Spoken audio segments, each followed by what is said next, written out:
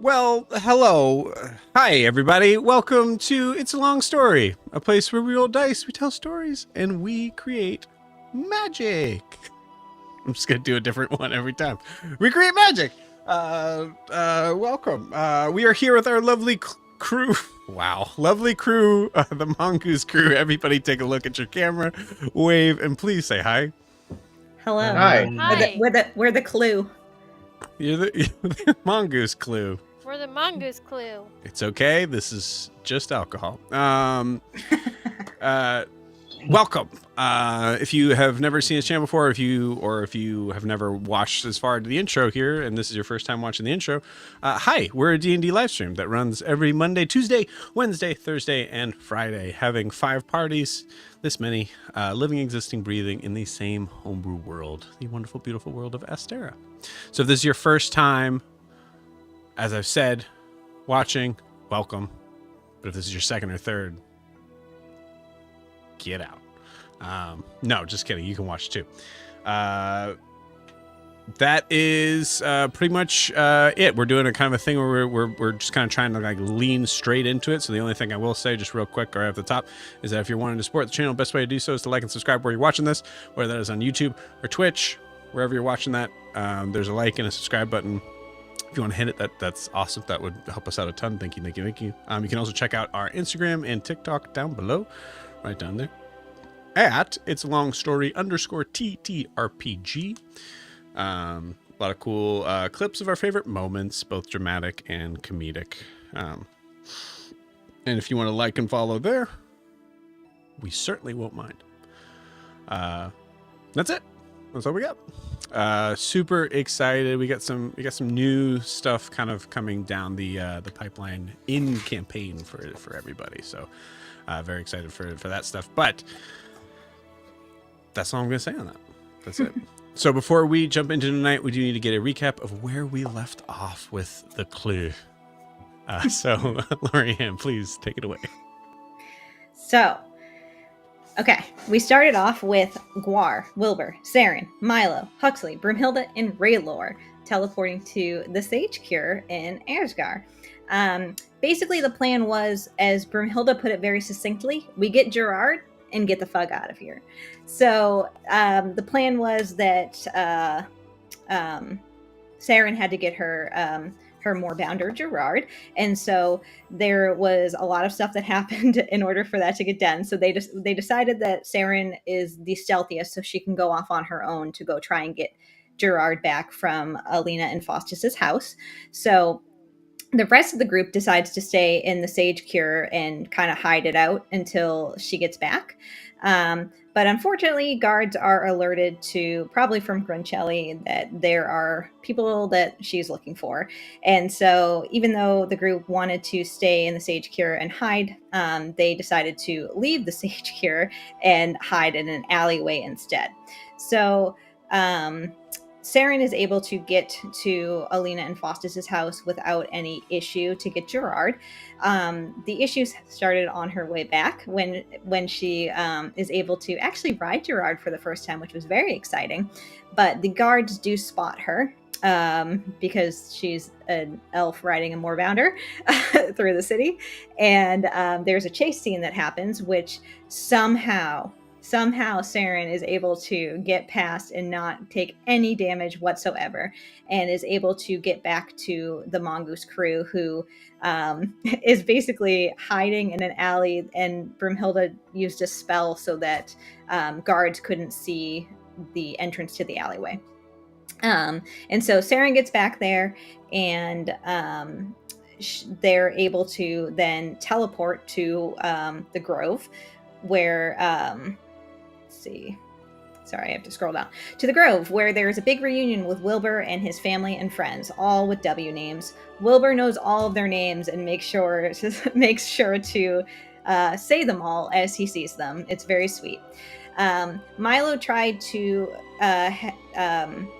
meet up with Riley at her tree, but she wasn't there, and he instead meets with Wilbur's sister, who it seems that Milo has a lot of fun conversations with little sisters, because he also did the same thing with Eldryn's sister at one point.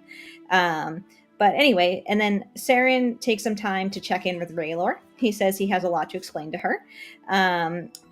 But before he can explain anything, Wilbur's mom, Winona, takes him aside so that she can clean his wound on his head and patch him up. And then the Grove works on getting dinner together for everyone. So Wilbur has to, Wilbur has to end up helping out his best friend besides Eldryn, Wally, out after Huxley kicks him out of his yurt. Huxley's being a little bit of a jerk and he's uncomfortable with the Saren Rayler Huxley situation. And so instead of dealing with it like an adult, he steals the yurt of a sad wombat, and Wilbur has to help and tells him basically, go to my yurt and figure yourself out. So the table is set for dinner, and they all sit around it. We learn that Raylor is a vegetarian and a big magic nerd. Huxley does not join for dinner. And Broomhilda, despite all of the merriment, does try to get Saren's attention. But ultimately, she just ends up pointing out in front of everyone that they should make sure Raylor's not possessed or being tracked or something else nefarious. So, in Saren's wisdom, decides to just ask Raylor, "Are you possessed?" And he says no, which is a totally legitimate interrogation. And so Guar then makes things very, very awkward, and asks how Raylor met Eldryn's brother Volmos, which immediately makes Raylor uncomfortable. And Raylor asks who Eldryn is, and it's explained to him that, oh, she's the one that saved you, but is also Volmos' little sister. So let's see. And then we end with them at the Grove, with Raylor leaving the table to talk to Huxley and apologize about their relationship and what's going on. Saren tells him to go easy on him, and Raylor just says that he just owes him an apology, a long apology, which makes the entire table giggle. Let's see. Meanwhile, Eldryn and Noros end up in Enoria because they couldn't go with them to... We had to separate because of the implications or the limitations of spells. So Norris tried to comfort Eldryn, but she was not having it, and instead barged in to talk to Catherine and see if she could get some answers about simulacrums and severed souls. Eldryn, like normal, is very short and rude, and Catherine can tell that something's wrong, but overall they come to the conclusion that Catherine will do some research and they'll check back in with each other. So then Eldryn goes with Noros back to the castle to talk with Zaris and see if he has some answers on the same two things that she asked Catherine about. Eldryn and Noros are brought back to reality very quickly after seeing how old, tired, and just awful Zaris looks after coming back from the Shadowfell. Eldryn explains to Zaris what happened with Volmos, and Zaris is very intrigued and explains a couple of things to her. And basically, he's going to do the same thing that Catherine did. He's going to do some research, and they're going to sync back up and try and figure things out. And then we ended with Eldryn going to see her dad and her crying, and Noros leaving to go see his.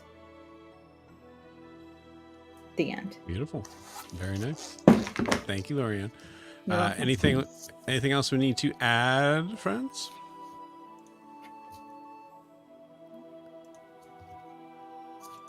All right.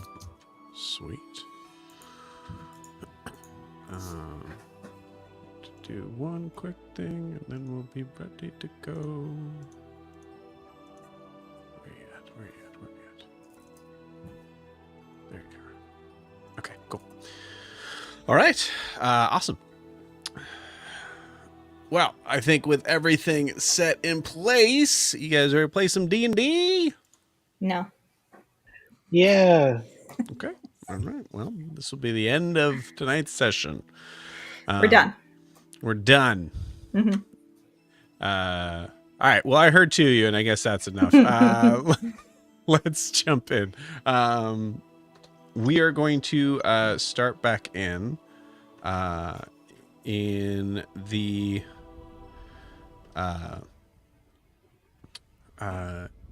in our favorite underwater kingdom. Ooh.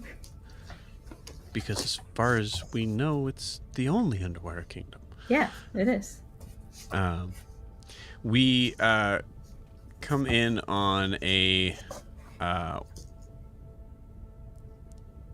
large sort of bedside chamber. There's a office desk in front that is adorned with various sort of pieces showing a sort of like royalty set in a sort of underwater conch shell, coral, that type of stuff all around. And we see Corvos, the king of Honoria, holding his daughter, Eldryn, as they're both taking a big sigh.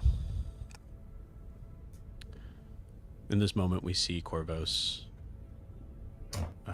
release and kind of push back just gently and kind of hold Eldryn by the shoulders.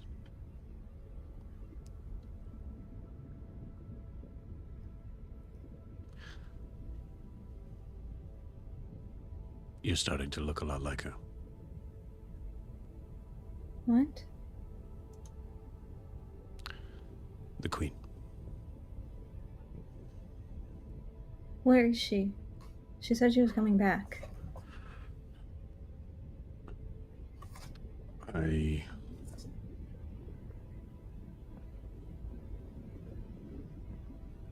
don't know. I haven't gotten any missive from her in a few days. Oh. Okay. This would be easier if she was here, but I have to tell you about Volmos, and I know, oh my gosh, I know this is difficult to hear, and believe me, I'm struggling to understand it all myself, but can you just let me explain everything before you say anything? Of course. So when we last spoke, you understandably refused to believe that the Triton you imprisoned could be Volmos. And in a way, you were right. It wasn't fully him, but it is him. Also, he's just not whole. I've learned in the last, recently actually, that his soul is fractured. There's parts of him that were taken and scattered into identical bodies. Like I learned simulacrums. I have Catherine and Zaris looking into it for us, but the Volmos I found in Erisgar was not the one that you saw last year, or the one that I saw a few days ago. It was another version, and I don't know how many pieces of him or how many fragments there are, or there's a lot we don't know, but it's him. I don't know, but Kanos is helping me with Persona, and we're gonna try and make him whole again. But I don't know how to weather this, Father. I don't know how to. We mourned him, and then this is. I don't know, and I know how you feel, but we can't abandon him. He's like he's half alive and half gone right now, and I just need your help or guidance or support right now.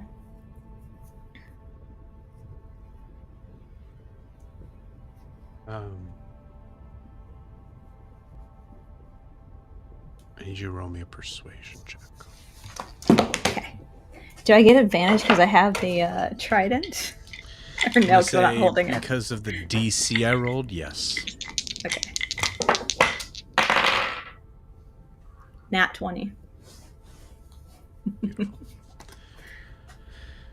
You see him, I think, with a nat 20, you see him start to pull away a little bit. His body kind of like leans back, just like kind of almost bumping into the office desk a little bit. And he's not, his head's kind of down. He's sort of looking like he's just lost in thought. I'll say with a nat 20, you notice that there is a heavy clinking sound from the desk that sounds like glass, similar to like a wine bottle. Mm. And at first,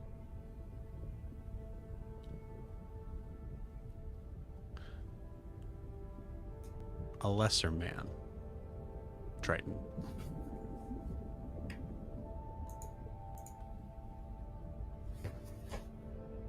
would have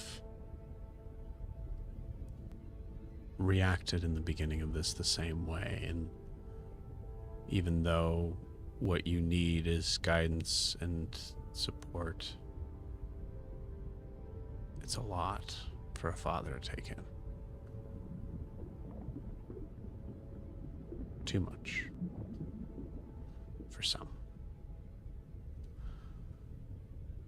You see him kind of steady himself on the desk a little bit, just kind of rise up. You then see not only the King of Honoria, but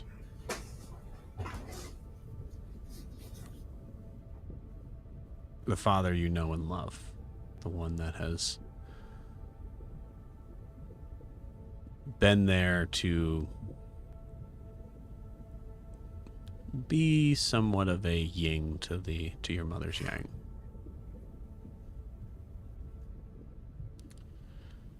You see him kind of step forward, puts his, I would say, probably like massive hands compared to your face, like to the side of your head, and kind of like lifts up a little bit. We will figure this out. Not just you. We.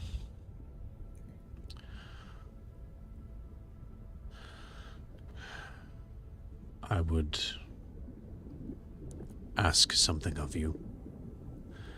If you wouldn't mind having Catherine and Zaris report to my chambers immediately. Okay. Yeah. Give me a moment. Eldryn will use her bracelet and ask both of them to come. Okay.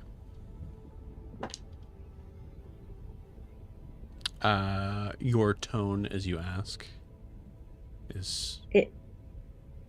I would say it's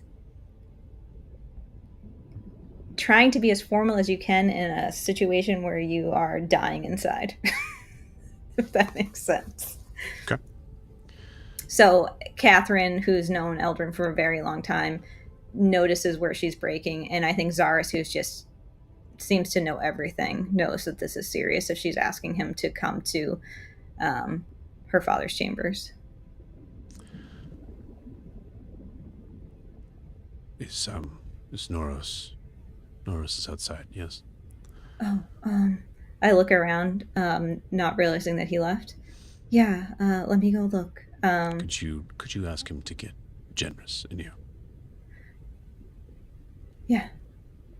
I go out to see if Norris is there.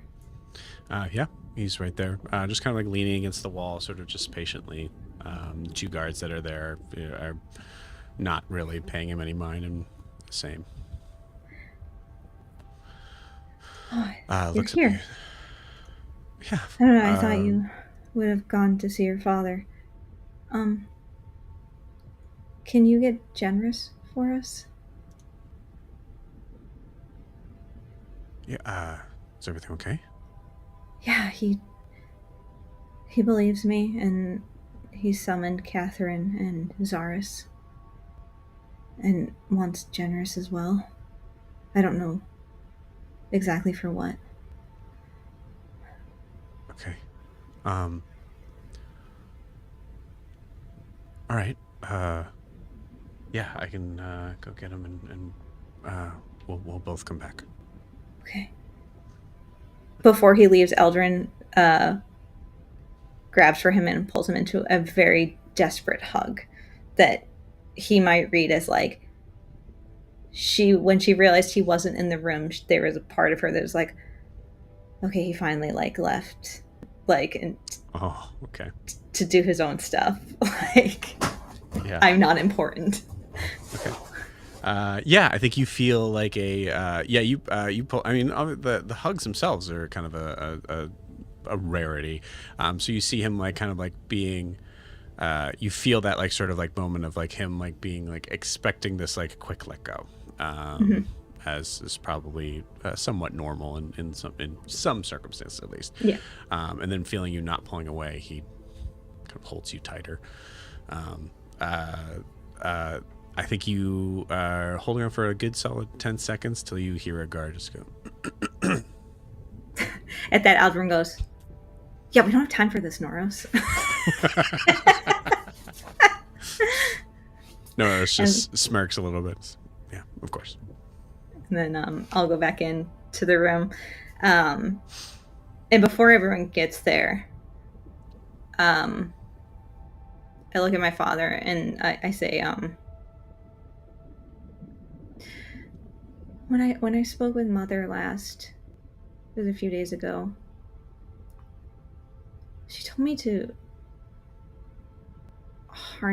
hold on to my anger and release it at the right moment. But when I was there with Melavist, with Grancelli's brother, I wanted to kill him just to hurt her. And and that scares me. I don't even know if he's guilty of anything, but the thought of just hurting her like she's hurt us felt good, and it makes me feel like a horrible person.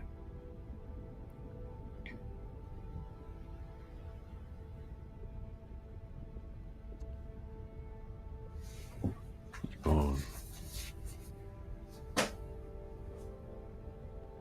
not a horrible person.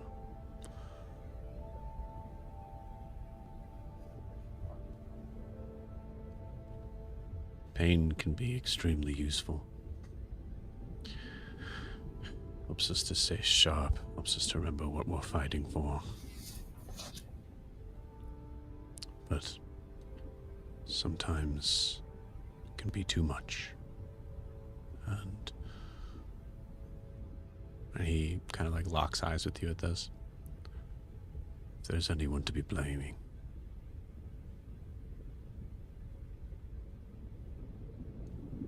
it's me. I should have taken you more seriously. I wouldn't have changed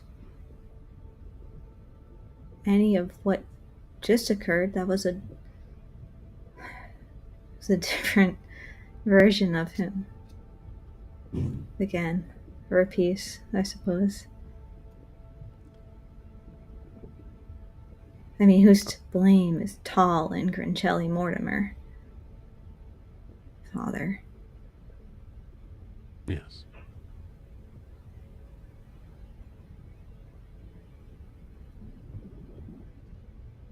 Well, I can't say that I would have the moral strength that you seem to possess in that moment. So take pride in that. I need to send some missives out first to your mother. You see him kind of get back to the desk. And you notice that, like... Go ahead. I say, well, how long is that going to take? Let me just reach out to her. Yes. that's and you hear this like little like kind of like hint of desperation. Like, oh, yes, that would be probably best if you are able. I will use my bracelet in that moment and turn away from my father, but he can still hear me. And I say, Mother, I don't know where you are, but we really need you home right now. I need you. So if there's any way to get back quickly, please.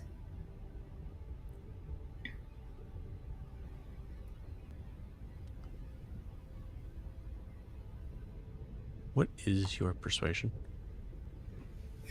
A -1. Okay. You have advantage, DC 15. Okay. 16. Okay. There's a moment of like fragility in your voice that you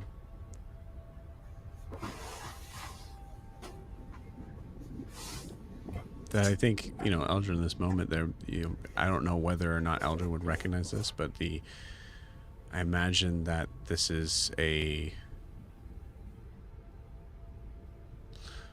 there's a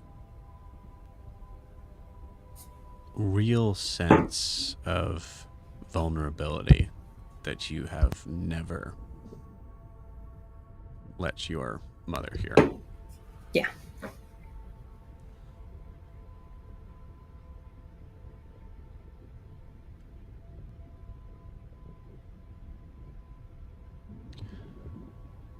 If you're at the castle, I will be there shortly.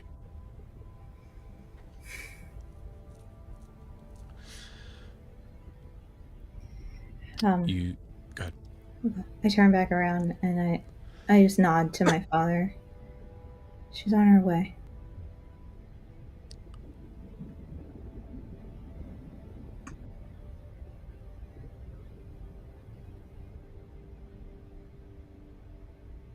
Good.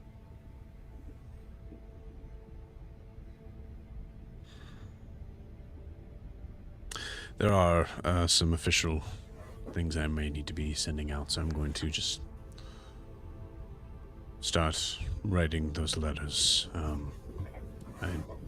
imagine it's going to take a few moments for everyone to come. And at this point, the door opens, and you see Generous, your captain of the guard. Well, I don't have on here, but apologies. I know he's somewhere.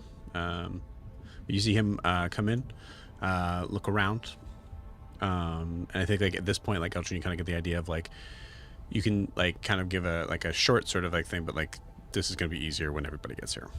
Yeah. So, I think it's more of I'm like a head down and like kind of like like we'll explain everything soon.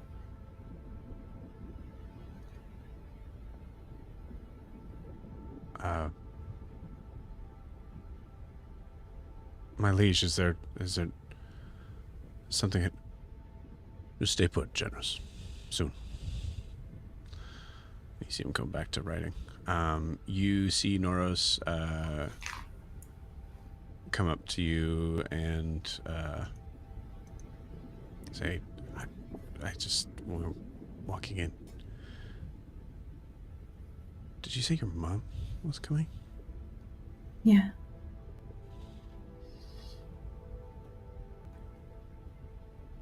I told her I needed her. Kind of like gives you another hug just for your whisper and simply, you sure that it'd be a good idea for them to be here together right now in this room?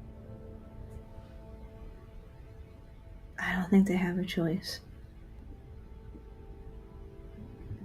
kind of pushes it back to you, just kind of just nods, and then as he's looking at you, you see his eyes go wide. He kind of just puts a finger out.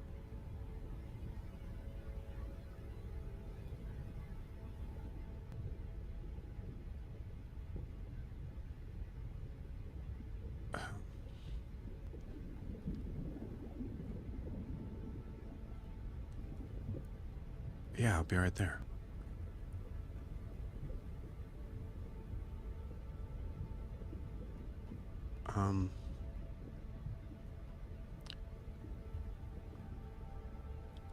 I think Zaris just asked me to go get him. Oh. Okay. Do you need assistance? No, I suppose he would have asked me if he wanted he would have help. asked you, yeah.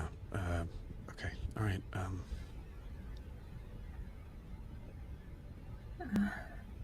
What does that... Well, who knows what it means? He could want a piggyback ride for all we know. He could be completely fine. You see a look on Nora's face. Joe smiling. Nora's isn't. Yeah. I don't think so, Eldryn. Well, he's not allowed to die. We have too many things going on right now, so he better, get it together. Yeah, okay. Well, maybe hold off on that language when he's here. I'm gonna go get him. And you see him walk out. And we're gonna pause you there. Mm-hmm. Back to fun. Back to... Now, enough of that. Let's get back to fun.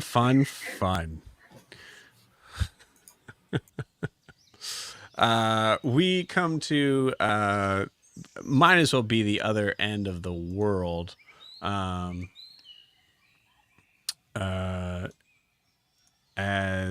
the sun is setting on the grove, very lowly setting at this point.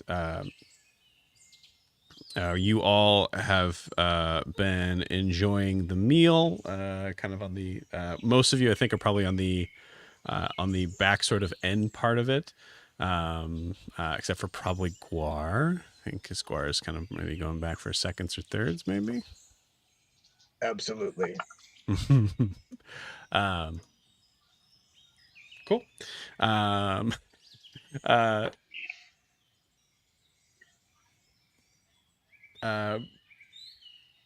Yeah, let's have some fun with that. You feel a... So you're in full armor, right? Oh yeah. So you feel what feels like probably supposed to be a strong kick, but it just kind of hits metal armor. Yeah, thank you, Foley. As the as on the other side, you see Broomhilda kind of like pointing to a rather large wombat who is sitting next to you, looking grumpy. As you notice, there is no food in front of her. Also, Rand and I spent some time setting up these wombats. So here is... sorry, that's Walter. Whoopsie. There's Walter. It's not Walter. It's Wilma. There she is. Thank you. I mean, I was like, that was obviously not Wilma. This is very clearly Wilma. Yeah, it's definitely not Wilma. This is Wilma for sure. Obviously. For sure. Oh, you said you could have messed that up. You see her just kind of like arms crossed, as like the sort of table plate, like the what's the word I'm trying to say? The centerpiece plate. Yeah, is gone, and mostly on your plate, Guar. Were we not supposed to eat that? No, it's fine.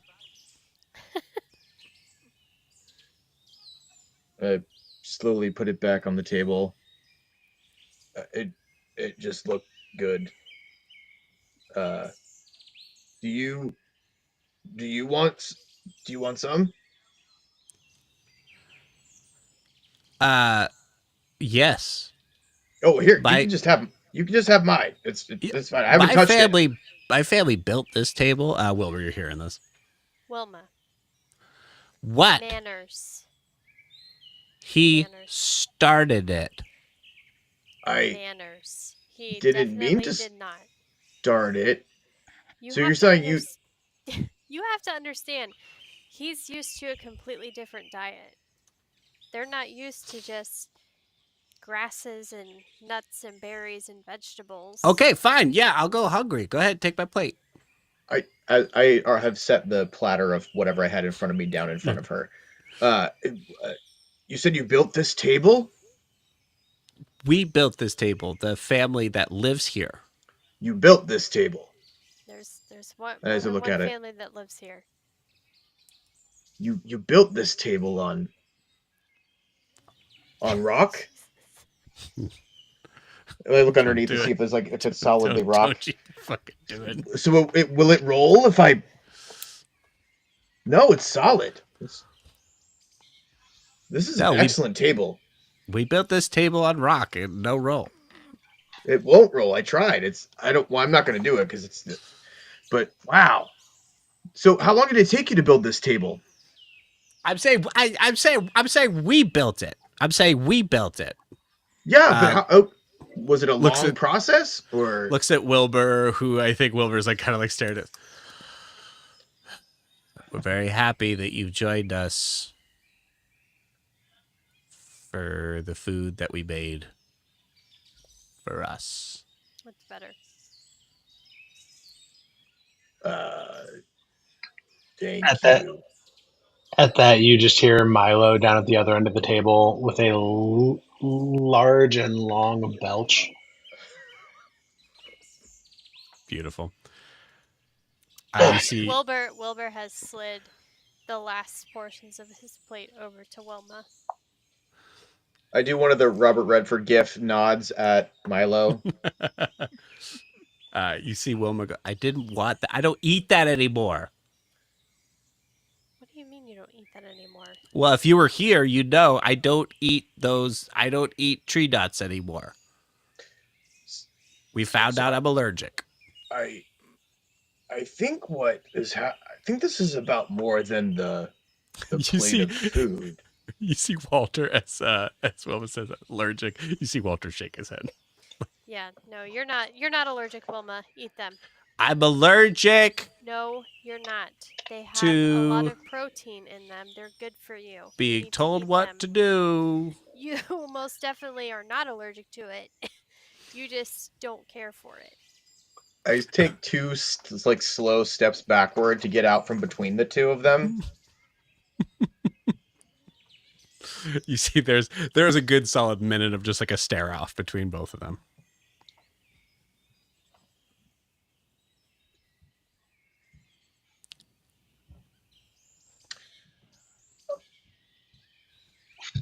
While this is so tense, I feel like dinner's winding down. Milo would have wandered off with two other wombats that are just straight up frolicking. Beautiful. Skipping and dancing in a random field. I Who feel like started it? I feel like there would have been whispering between the wombats, and Milo would have caught on, and as they got up and started scampering away, Milo would have joined them. Oh, I meant the skipping part. Oh, the skipping. Milo, yeah, 100% started that. Yeah. You see both of them that's looking. Right. Let's say they're twins. You just really wanted it to be the complete opposite of Nora, didn't you? Yeah, you did. Miranda, they're twins. You got to tell me which ones they are. As they look at each other, look at Milo, and just kind of shrug and just start to skip along with them. At that point, you see a familiar figure. As you happenstancely, we'll say that's a word. You notice that a very gorgeous red-haired dryad comes out towards the from the roots and seems to walk, but almost gliding in this elegant sort of thing as she comes over to you. Oh, Milo. Oh, Riley. Um, Hi. How are you doing? I see you've gotten some of the wombats back. It's so good to see you. And you see, like she bends down and like hugs you close. Um, and there's this squeezing sort of spot. Like you kind of like get the idea of like this like a the typical sort of like female embrace, feeling very like soft and like gentle, and this is not that at all. As you start to feel like the just the sort of The illusion. ropey. Yeah, there's a that sort of like heavy sort of like bark sort of thing. But yeah, she hugs you and just kind of sets you down. She's probably around like 6 feet tall. Yeah.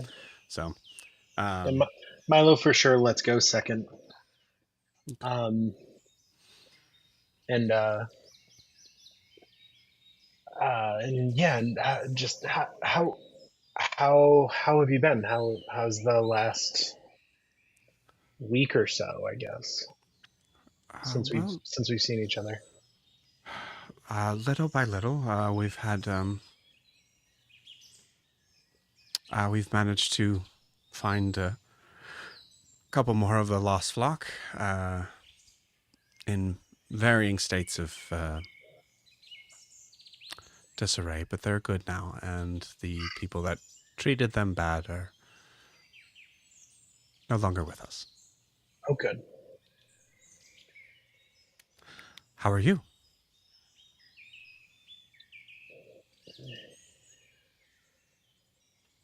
Yeah, that's a question. Um, that is, I don't know. It's been Walk with me. there. And she kind of like ventures off, kind of in the direction of where you're going, but then starts to kind of lead like kind of like further south. It feels like the destination is not important. Yeah. You see Milo's going to the turn around and say, "Bye, bye, Walker, bye, Wesker." beautiful Walker and Wesker. Love it. Our names are actually Winston and Weston.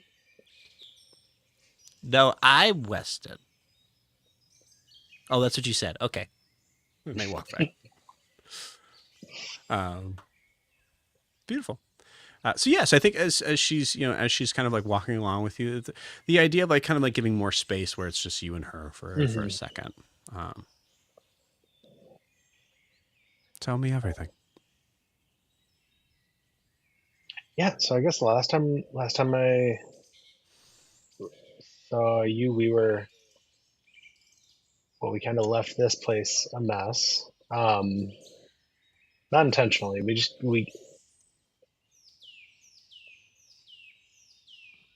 We got we got separated, and I spent some time with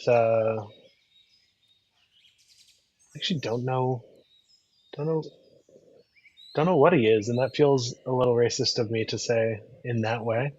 But I promise you, I've probably heard worse. that's fair. Um, Anyways, met a whole bunch of people. Don't know where they live or what they're up to, but got some quiet time at a at this treehouse full of people, and then we've been kind of gathering gathering forces and trying to set ourselves up for success to take on Trincelli Mortimer, and we just did a whole caper at the Mortimer Ludus, and it's been a lot of heavy stuff. Um, and then somewhere in there, I saw my mom, and she was like kind of happy to see me, and then also was like, "Hey, you're super wanted at home, and you shouldn't come back." So I don't know. You're super wanted at home, so don't come back. By like by the okay, it's not like the law. There's like 7 guards. And I like I don't know, I know them, but apparently they're all like looking. They all know me, so I can't really like just show back up and be like, I "Oh no, see. I'm not Milo." Right. Yeah. And yeah, so it's been heavy. Well, I'm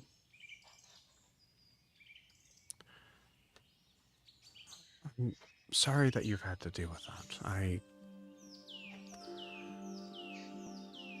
do know what it's like to miss home and not being able to go back.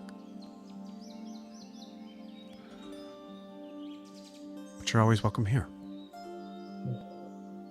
Thank you.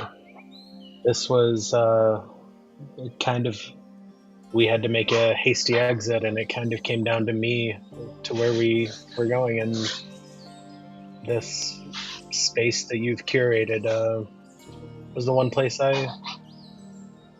I knew we would be safe. Well, I have some help. I think at this moment there's enough of a sort of turnaround where you're able to kind of look in the distance and see the very long table of wombats, and it looks like you have two.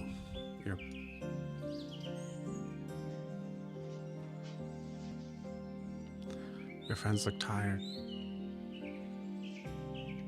Yeah. Where's Eldryn?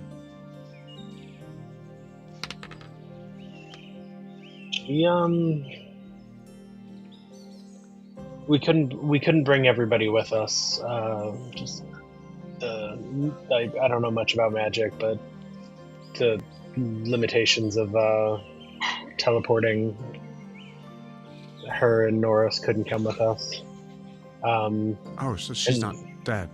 No. She's with us. She's just the not way with you us. started that was. I know, it's a loss.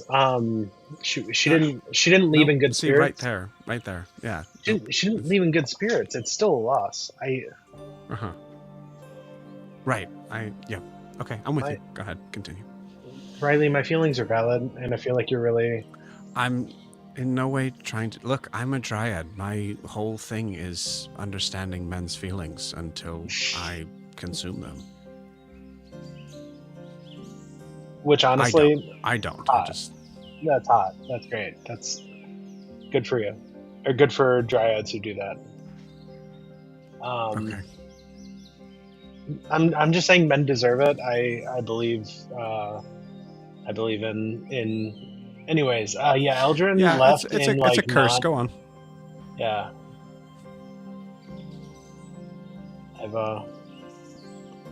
Eldryn left in not the greatest. Sorry. Go ahead. Not the greatest terms with the rest of the group.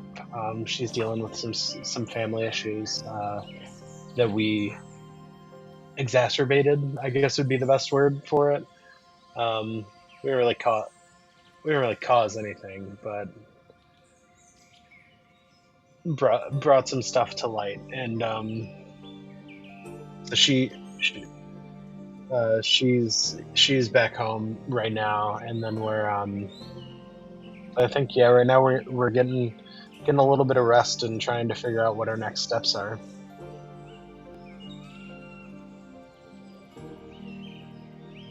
She's coming back. Maybe. I hope so. I hope she doesn't just try to solve her problems on her own and fix everything by herself, because I think she can do it, but that sounds really lonely.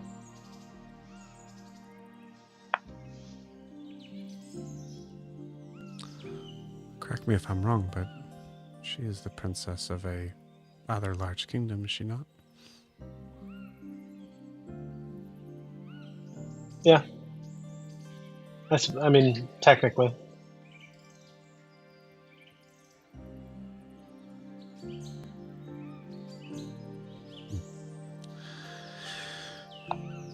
Well, for everyone's sake, I hope she returns quickly. So, do you need any help here? Do you need anything? Well, we're still missing.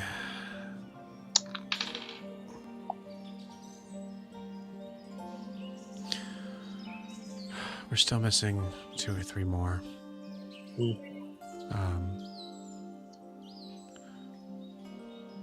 We had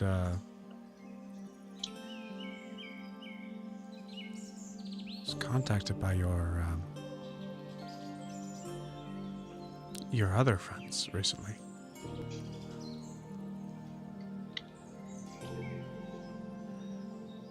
If you remember, you remember the passing away of their friends.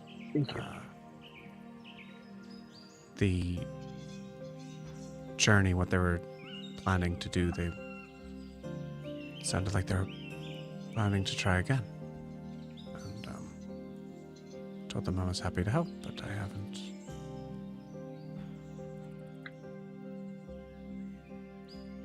received word yet.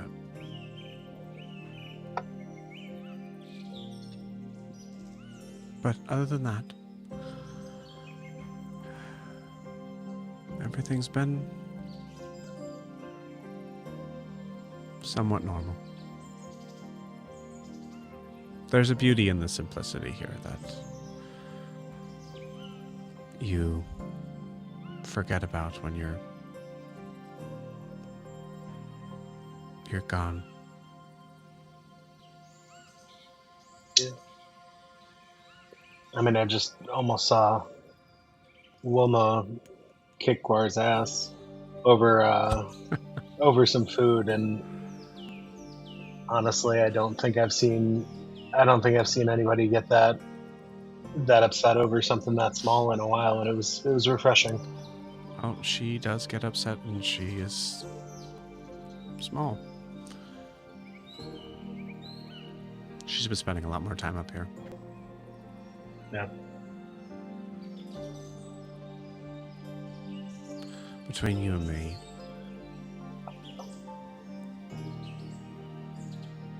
I don't think this would be news to you, but it seems that she very much misses her brother.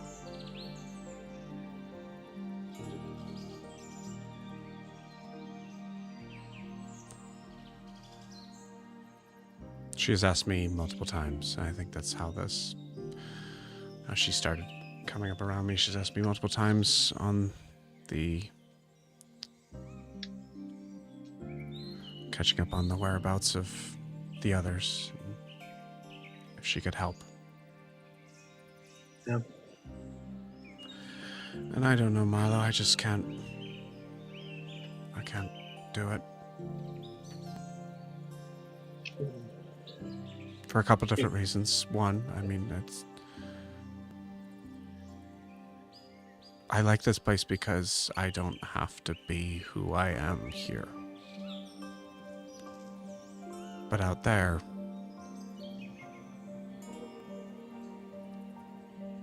and protecting the grove,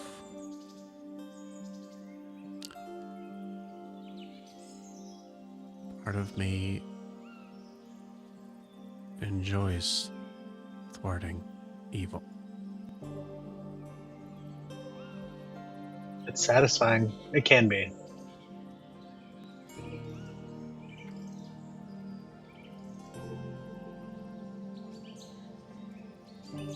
Yeah.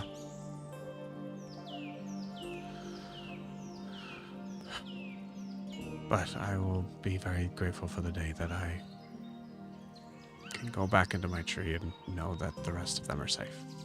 Yeah, I believe it. And yeah, I don't know. Yeah, I was talking to a woman, and she seems so desperate for, I don't know, authority, for trust.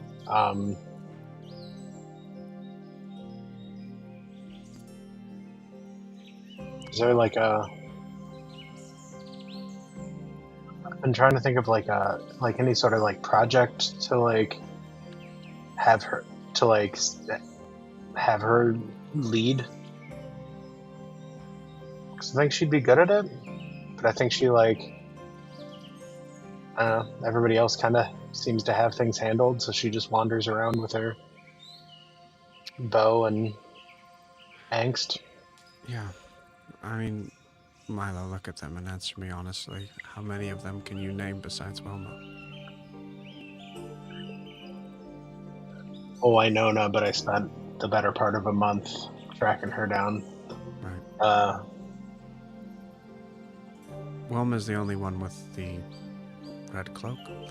She's the only one that seems to be wearing leather cuffs and bindings. She's the only one that is trying to look the part of the adventurer. She's trying to get noticed. Yeah. And I feel for her, I know, I get it. Even Wilbur hates clothes. Yeah. She'll learn, she'll be okay. But for now, she doesn't get this place. Yeah.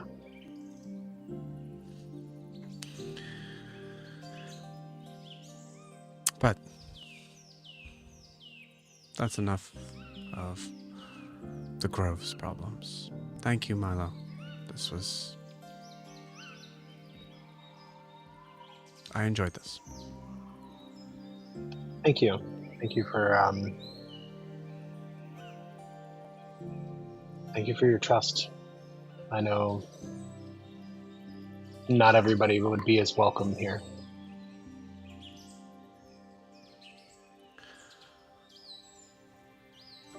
Jamie, please roll me a d20.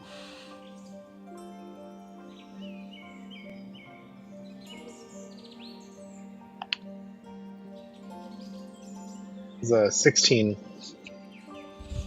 That's crazy. Okay.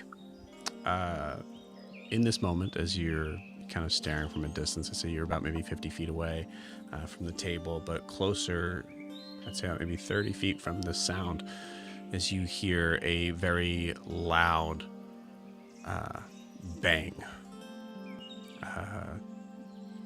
As you hear and see a figure get thrown out a hut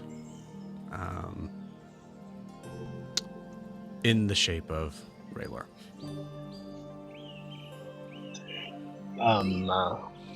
You notice like his clothes are like singed and like steaming. You all hear this and notice this, except for Eldryn. I think I gotta go. I gotta go take care of that. Well, please do, so I don't have to. Who did he take food from? I assume you kind of like run off. Yeah, Milo skitters over there, just and Raylor, 1, what the hell? 2, why? And 3, are you okay? Yes, that's it's. What are the rest of you guys doing? Saren's on her way over, running towards them. Is my hut on fire? Wilbur, are you running over? Yeah. I'm running too, and I'm saying, whose food did you take? I assume you guys kind of like help Raylor up as you see just in the doorway, Huxley just hand raised. I said not now.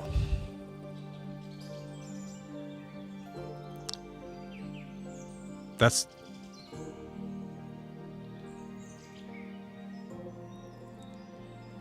He goes to close the door. You guys on. I assume it didn't go well. Took Raylor's food. I mean, took Huxley's food. Is that what happened? Hey. Milo's gonna like take him by the arm and like walk him over towards the water, over towards like the lake, just to get him away from the hut. Thank you. It was my fault.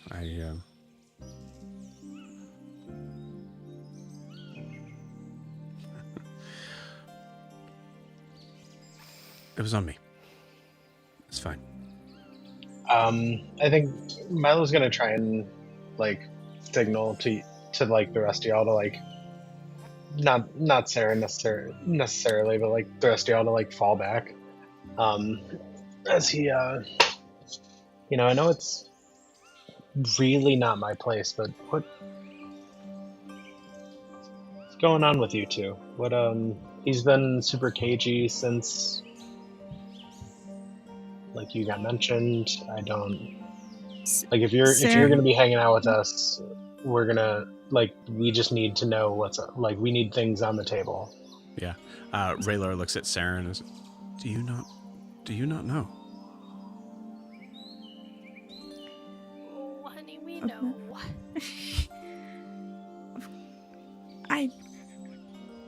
We've never really talked about it, but I know. Okay. He doesn't share his feelings very much. You always love to challenge. I'm not surprised. Guilty.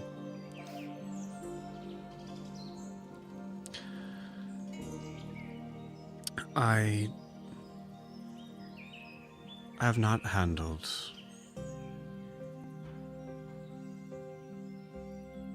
my relationships well.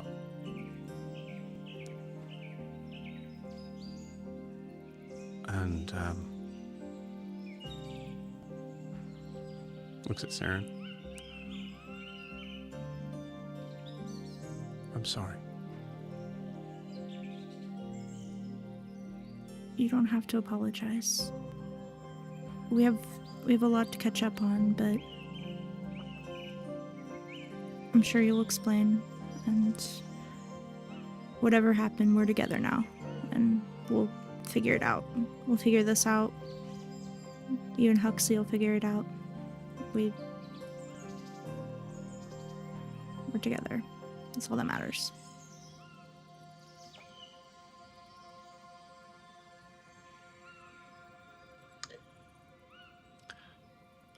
Looks at Milo.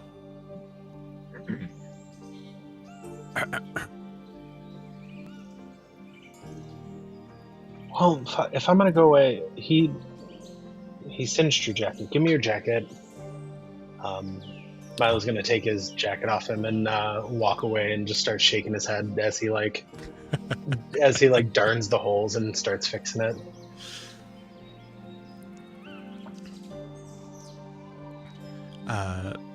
Sticks out his arm towards you, Sarah.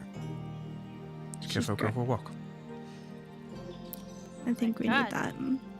This dude just doesn't know when to quit. Good lord. Meanwhile, Guar and Wilbur, you're kind of like hanging back. What are you guys doing? I'm going to Huxley. I'm going to knock on Huxley's yurt flat. I'm knocking on my own hut, and I don't even know why I'm knocking on my own hut. Okay. I kick the tiny door in. I just gesture to Wilbur, like, hang on, what? Can I try something? Huxley, you all right in there?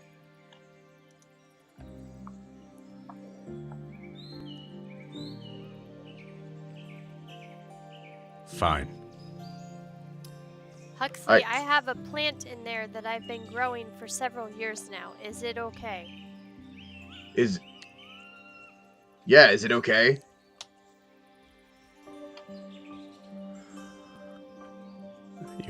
Your fucking plant is fine. Huxley, leave me alone. Grant me permission to say one thing to you, and then I'll back away.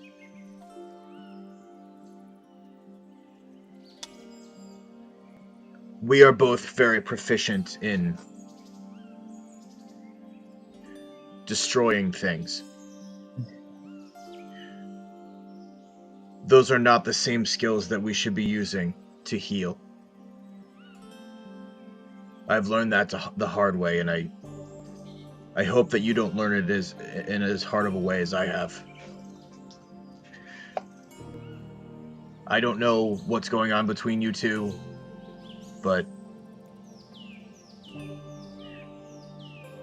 we need each other more than ever if we're going to defeat Tal. And that's going to require us to be vulnerable.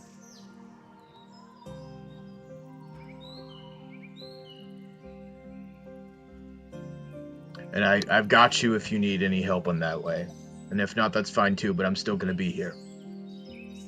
Because you're one of us now. And then I just stand guard at the doorway.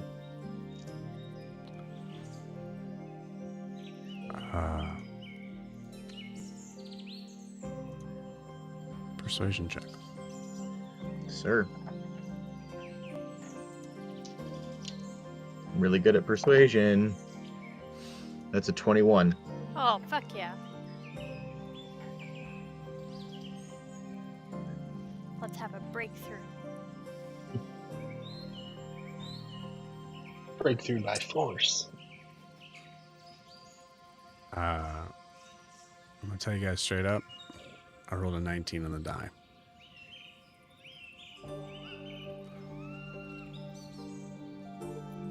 And Huxley's deception is +10.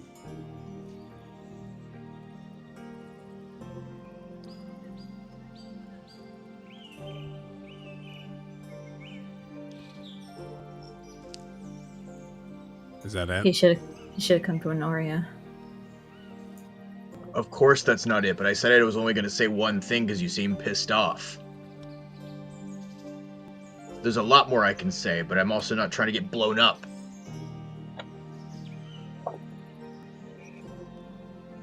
I would just rather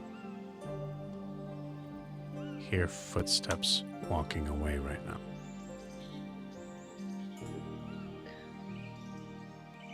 Well, you can't Huxley. really hear footsteps in the grass very well, so... Huxley, I'm not going to push it, but I'm going to make sure you know that you are not alone. So if that means that I stand guard and make sure no one bothers you the rest of the evening, I can do that for you. But you are not alone.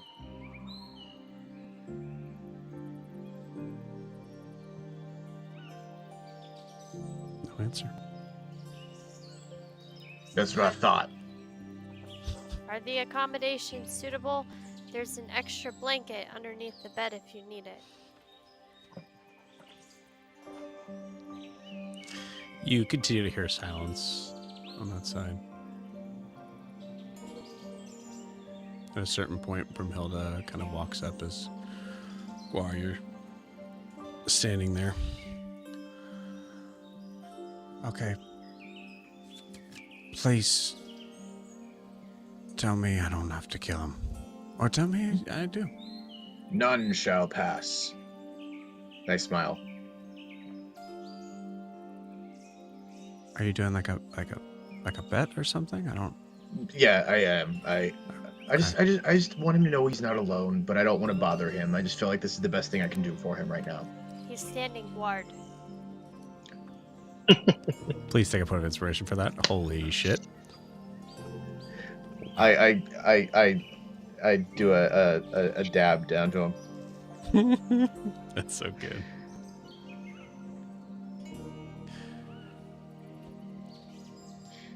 Okay. Brimhilda, do you need anything?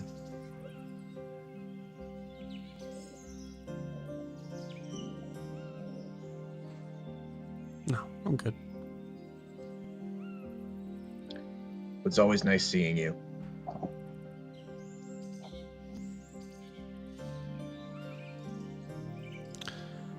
Tell me about it. She walks away. I like seeing you from this perspective as well. That was good where we left it. That was good. Okay. Oh, still true.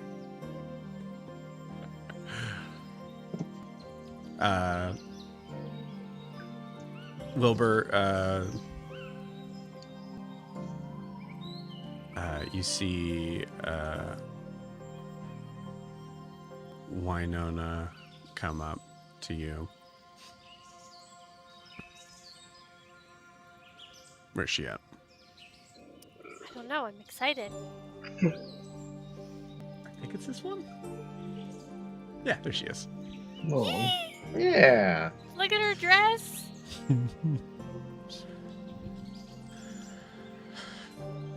I heard the commotion. Everything okay? Everything's fine. Well, yes, sort of. Just hurt feelings. Do I need to kick someone's ass? Whoa, hey, no. Nope. Appreciate your willingness learned that to do in- so. I learned that in Colville, I think. Ass. Yep. That tracks. It was kind of confusing because they were pointing to like a small horse, but it felt like it wasn't about the small horse. Yeah, no. There's no it- small horse in here, right? No. Nope. Points to the hut. No. There's no small horse. Okay. Nope. Well, I felt like our dinner conversation might have been cut short. If you want to clue me in on everything. Yes. Let's walk. Okay. And as we start to walk away, I'm going to turn and look at Gwar and say, you're not going to say anything weird to us walking away, right? Like, look at that ass. Ah! Well, stop. What? No. Ah, you're muted, Mike. Why would I? Why would I? Oh, you, okay. Which one is he Bye. pointing at, dear? Me. Okay. Good to see you, Winona. Good to be see, Gwar.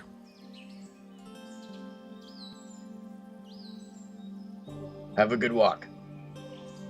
Thank you. Enjoy the grove. You see her kind of walk off. We cut back to Raylor and Sarah.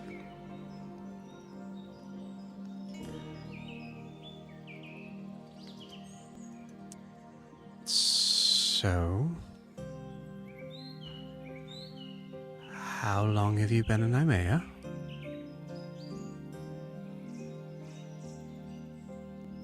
Probably, I guess it'd be, I don't know, around a year now. I left a year after you disappeared, or at least that's what we all thought.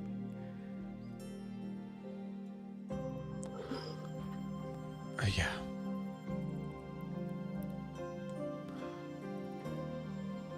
I wish I could lie and tell you that I was taken away by some pirates from Faran or She giggles a little too hard. the truth is I did get a message from someone who claimed to be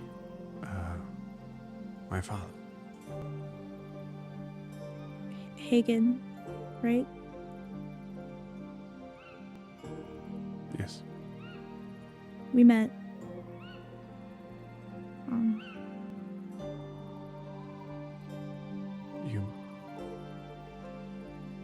You met my father. Yeah, while we were in Eisenheim, he runs the branches there. He helped us out quite a bit.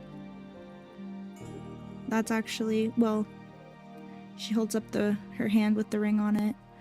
Huxley actually let me have this for a while, and then I tried to contact you. Got a weird response in return. When I told Hagen about it, he said he had actually given it to you over 50 years ago, something like that. He took it back for a while, but I told him it would maybe help us in Eriscar and promised to give it back to him. Seemed really sentimental about it. Anyway, I don't even know where to begin, but whatever happened, he really cares about you, Raylor. He does. And if you'll allow it, I cannot wait to tell him that we got you back.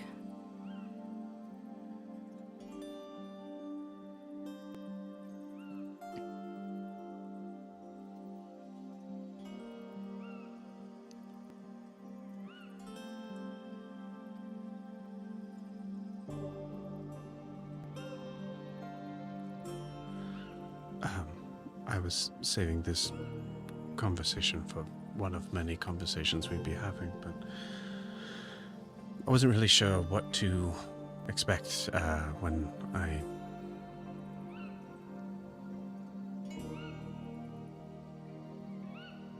I saw him. So I disguised myself and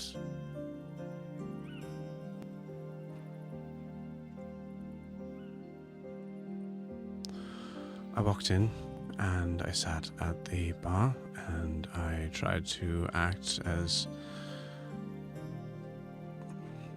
hard scavenger adventure as I could, and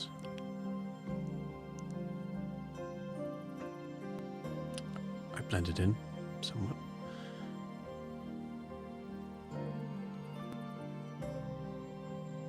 And then I saw him, and I knew in that moment I wasn't ready.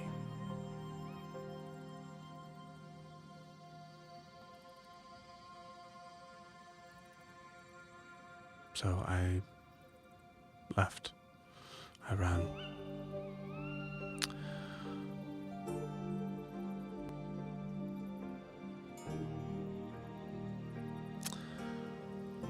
And I traveled north.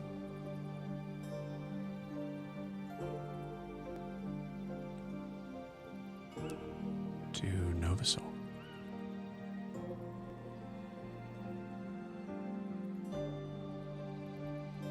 I assume that's when you met him, Huxley?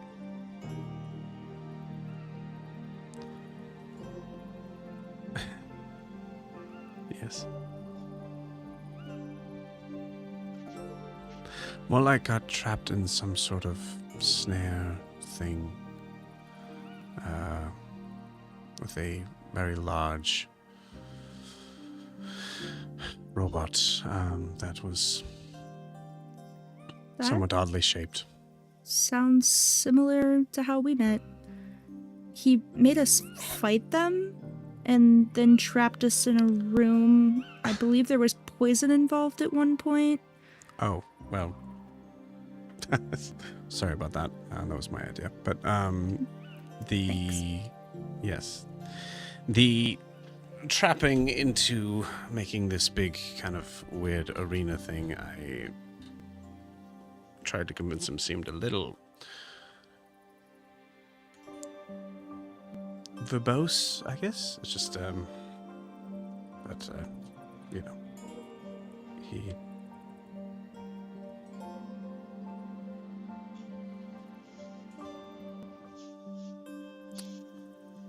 he could.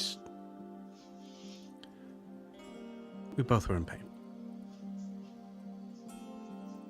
And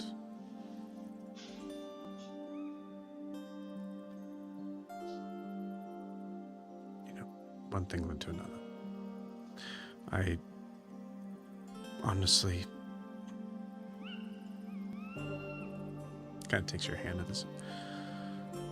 I honestly wasn't thinking very much of myself then, and didn't really imagine a world where you'd ever want to see me again.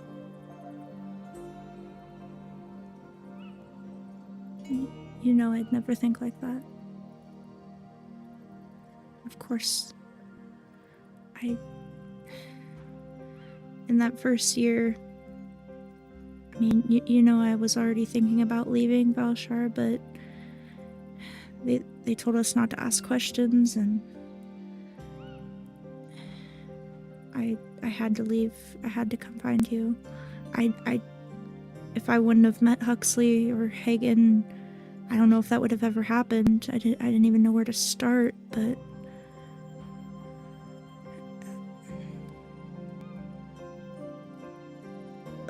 of course I did all I could to find you. I wish you could have gave me a hint or something before you left.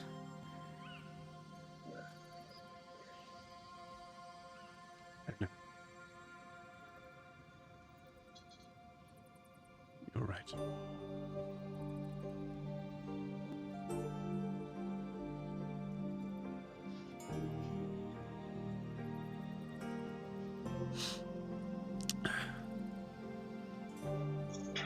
I have no excuse.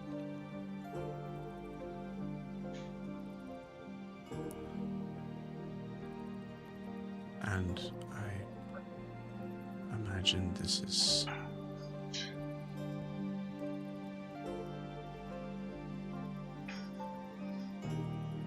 a year too late.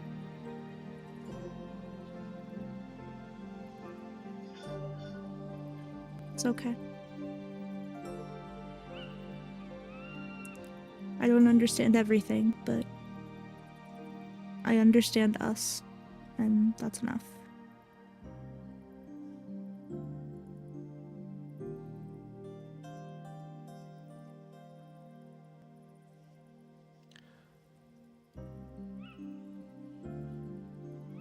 May I kiss you? She's just gonna pull him in. Beautiful. And we fade to black.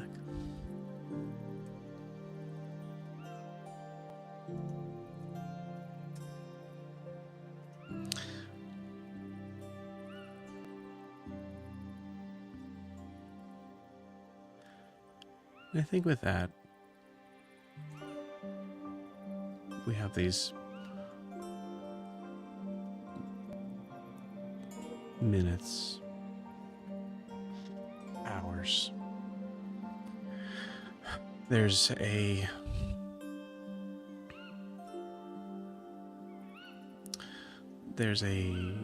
series of scenes that are with no words, but we see Wilbur and Winona and Walter. Walter comes in halfway through a conversation of a particular dangerous moment that you're describing, and you see he drops what he has in his hands and collects himself and gathers them up as he had collected flowers from the garden to put in the centerpiece in front of Winona. And you, of course.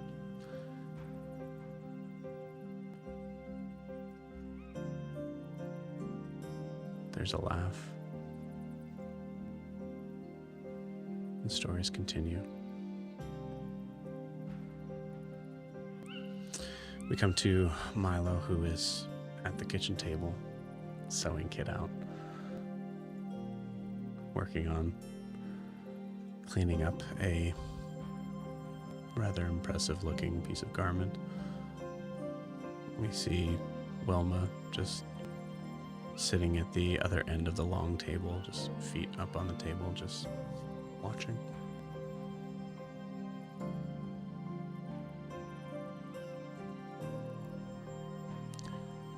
We see Guar.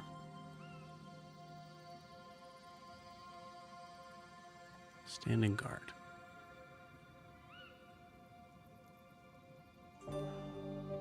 Watching the distance as Brimhilda is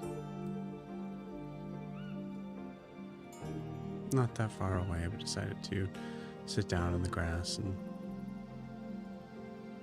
eventually lays down in it, staring up at the stars that start to form.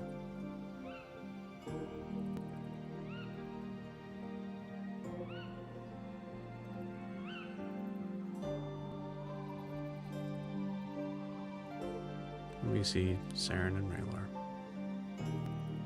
laying down as the sun is finally setting, staring up at the same night sky.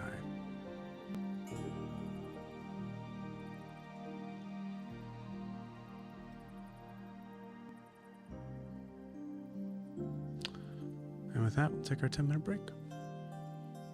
See you guys in 10. Bye.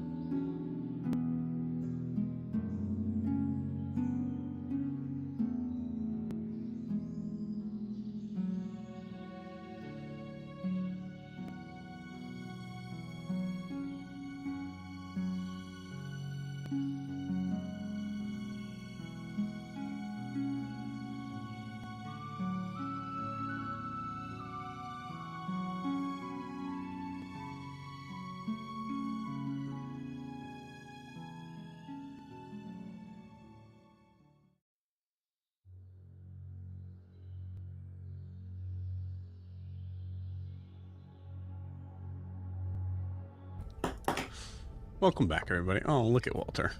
Can we just stop and look at how cute Walter The is? squeals I was doing on mute. Oh my gosh. I had so many times where my thing was like, you're on mute. No one can hear you, basically. I know that's not what it says. It says, like, do you want to unmute? But I was like, yeah, no one can hear me for a reason. Yeah. No one wants to hear this. Yep. It was, there were like moments of like Miranda and I like, not, you know, like kind of like trying to like figure out like in a, there was moments of like not real frustration at all, but like, no, you got to tell me like what would you want? And then we both look at, oh, that's cute. Yeah. I gotta say, I like the new Winona. The other one was cute, but the other one looked more possum-like. Yeah. 100%. This one is It was time for some NPC upgrades, Midjourney wise. So, and that's what we did. And here we are.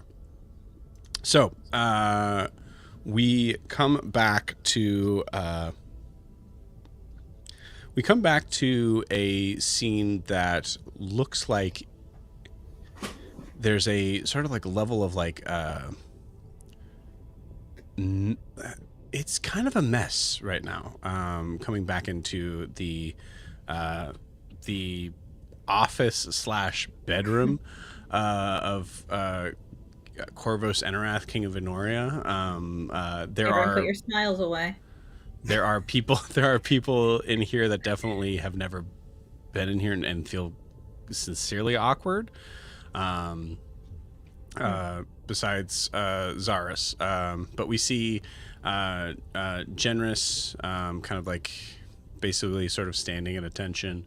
Zaris here. You do not see your mother yet, Eldryn, but Noros. Who else am I forgetting? Catherine. Is that everybody? Catherine, yes. And we'll say for this scene, you see Catherine kind of like just come through the door, very confused, as she is also. Yeah, I never been in here. Yeah.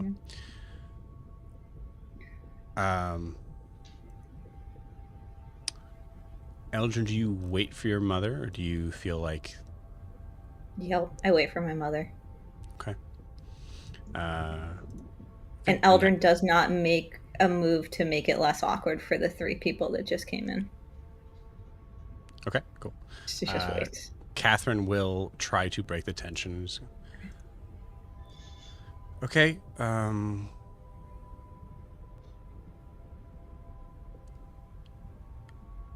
This interesting place for a meeting.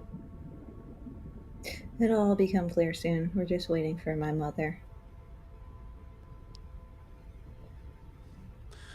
You see Catherine look at Zaris, and you get this moment too. You also kind of like Corvos's mind is pretty like singular at this, but you see he also kind of did a little double take at Zaris. You get a feeling of like no one's seen Zaris.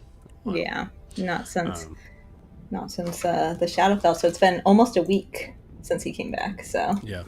And you see him kind of just poring over a tome that he's as he's sitting at a chair that's been pulled out for him.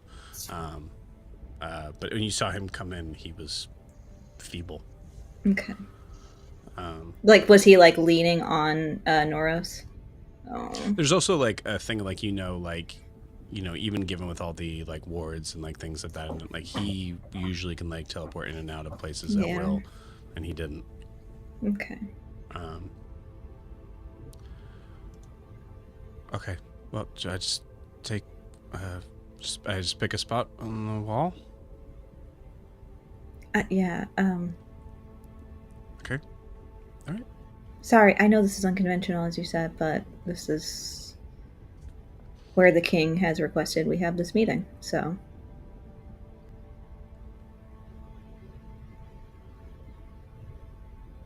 Okay.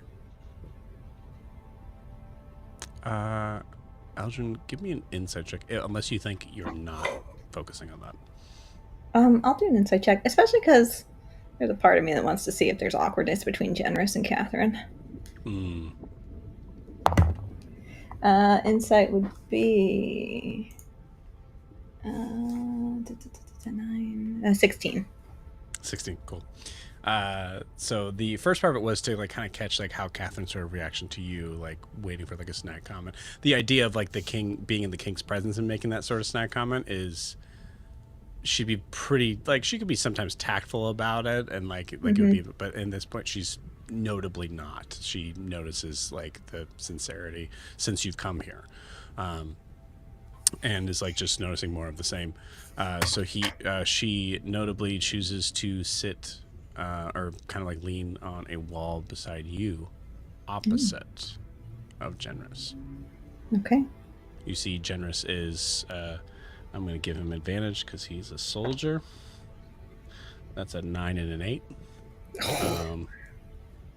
You see him looking stoically forward in a way that is not like Generous at all. Okay. More like, I'm a soldier and I'm doing my job more so than I need to be doing at this moment. So. Okay. There's I want this awkward pause to sit here because that's really what it is. It's just awkwardness. You hear Corvos kind of like take a page.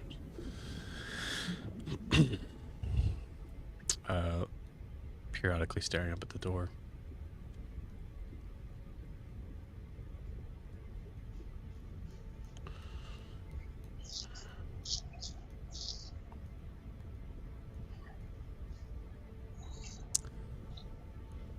Eldryn, you hear footsteps. Footsteps I'm not going to even make you roll on.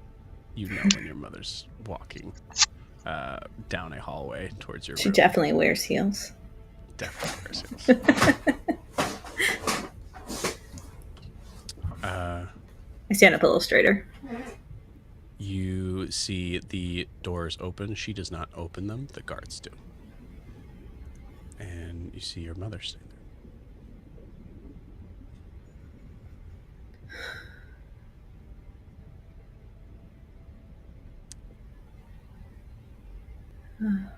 It appears there are many figures. Why has this not been brought to court? That would be a question for Father.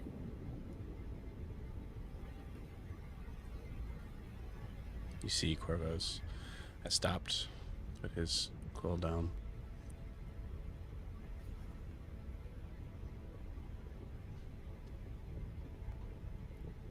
Please. You see her take a slow step in.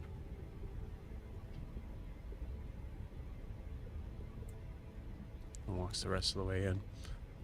Stands as close as she possibly can towards the door, looking at Eldryn. Daughter. Mother.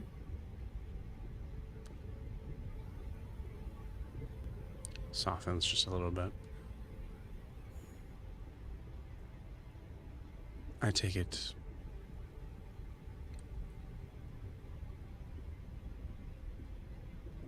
things did not go perfectly to plan. It's so much worse than we thought.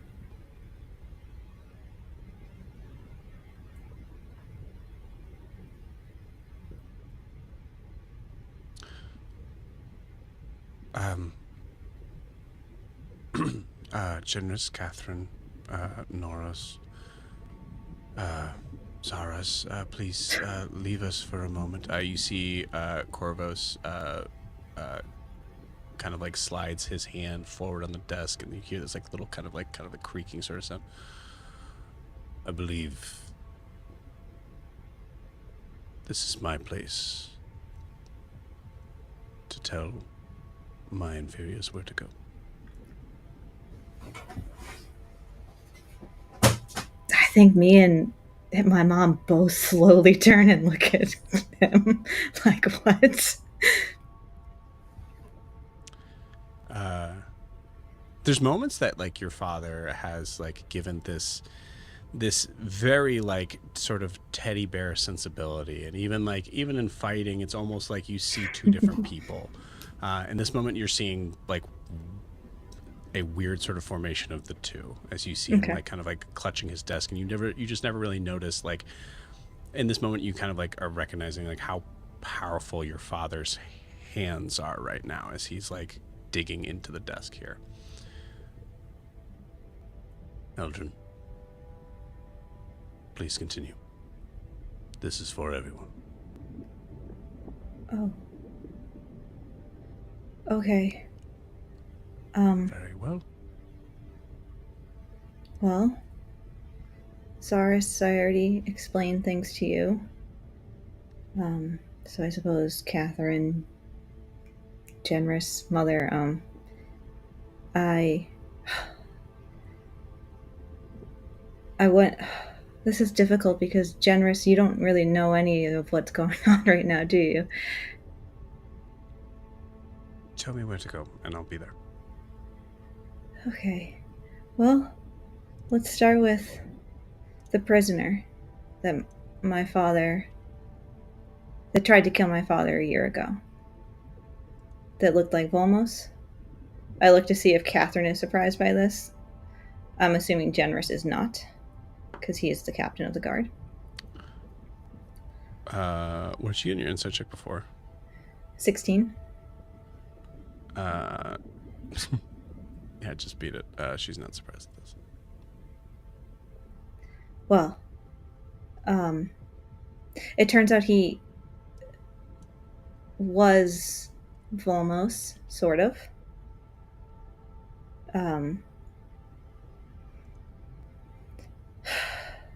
We found out recently that Grentelli Mortimer has found a way to make simulacrum without needing their permission to do so, which is why, Catherine, I asked you to look into that and to severed souls. I'm sure you can guess where I'm going with this. I don't know why, but for some nefarious reasons, Grencelli, probably under the influence of Tal, has severed Volmos' soul. And then I look at my mother and I say, into more than 2 pieces. See your mother's face just fall with those words. I, with the help of Zaris, was able to find where we thought this prisoner had... this prisoner in the dungeons I had taken out of the dungeons and taken to my room. We, with Persana's help, figured out that it was actually a part of Volmos. But when Noros and I needed a moment alone, he disappeared.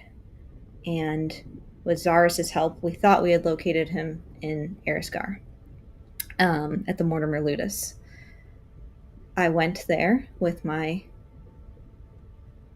companions, and we discovered him, but he didn't remember anything I was talking about. It seemed he had been there for a while.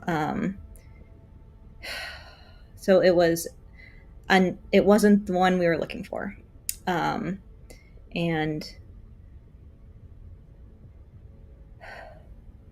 I don't know how to say this delicately, but Persana doesn't know what's going on or why this is happening. Kanos is trying to help me figure it out from the other side. And I don't know. I just know that I won't rest until Volmos is whole, because Persana made it very clear that his soul can't be severed like this forever. Any questions? Catherine, speak up. Now, when you say Persana doesn't know, you mean just hasn't told you yet. You see Generous kind of like give a roll for this. Let's see how in control he is at the moment. You hear me? You got to be kidding me. No, Catherine. I mean, I have spoken with Persona. Kanos has spoken with Persona. And Persona does not know what is going on. It is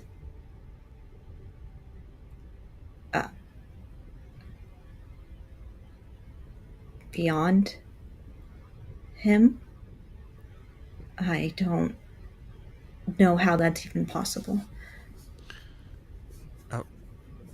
Eldryn, with all due, and kind of like eyes like generous at this, like gives a like a little bit of a like relax look to generous. I know you're hurting right now. And Don't even start that with me, Catherine.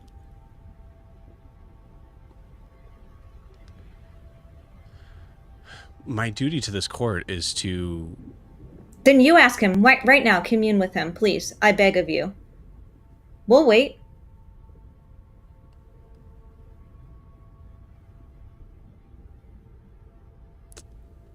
You think I haven't done that multiple times? You think I haven't reached out to him and spoken to him multiple times?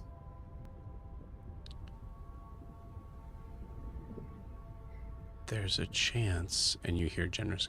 Catherine.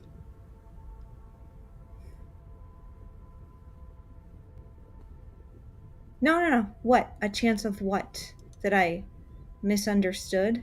That I misinterpreted? Princess, I'm sure Catherine was not inferring anything. No. You don't speak for her.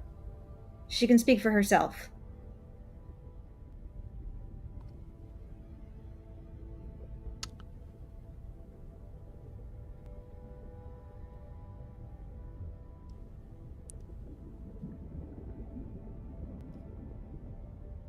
I think it is best for everyone, including the kingdom, that this very important part of our culture is built upon.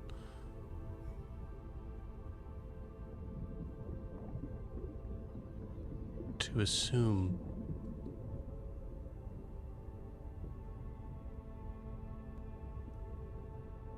that our God is, as we all believe, omnipotent and all-knowing.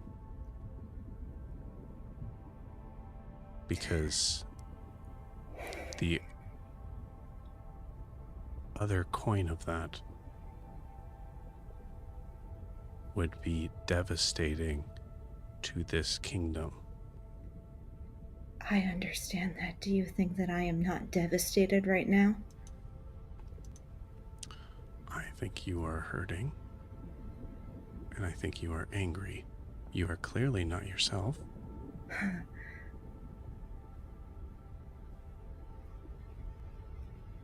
Eldryn, I'm not trying to... This isn't a game. I'm not trying to... I'm not playing a game either. I had to look at him.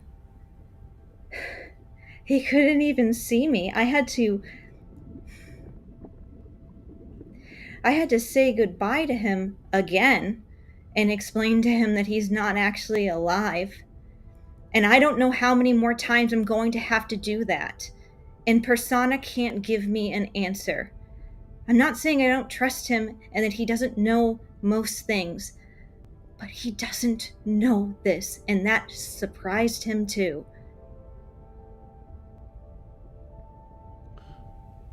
At this, Zara speaks up. The logical explanation here, assuming that we trust that the Princess of Honoria is not a hysterical. liar. The logical reasoning is that there is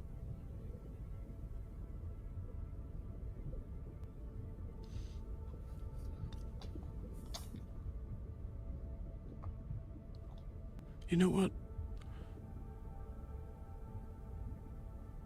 I am too old to pretend. Gods don't know everything. And I think the reality is that everyone in this room knows that. Perhaps except for you, Catherine.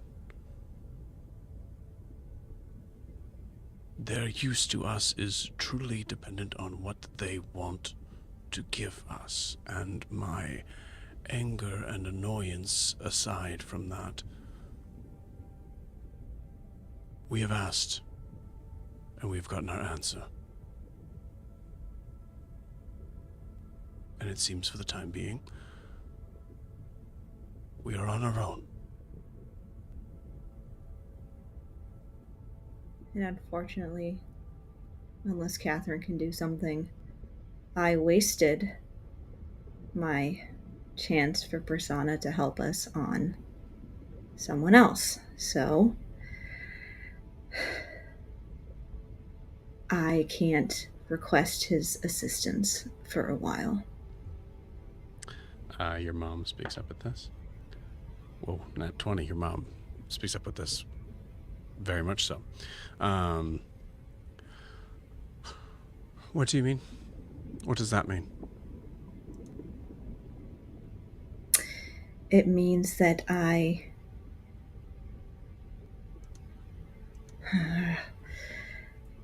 It means that I had a friend who needed help, and I asked Persona for a favor.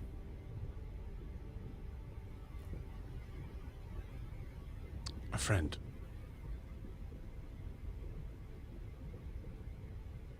Yes.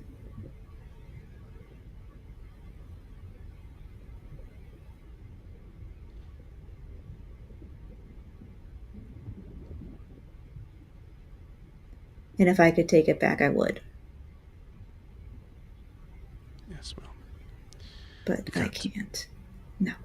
Correct. I've learned my lesson to save that for family. I hope you have. Things are real now. There is a fight on the surface that is, from my experience, they are fully ignoring. Yes. And they are relying on their own.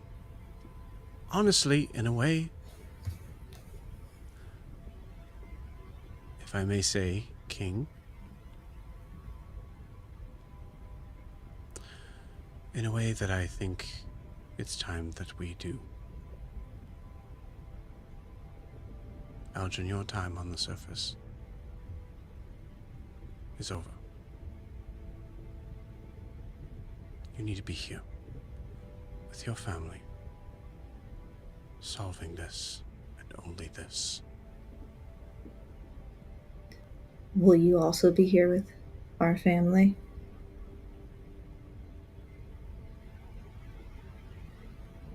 I will do my duties as queen.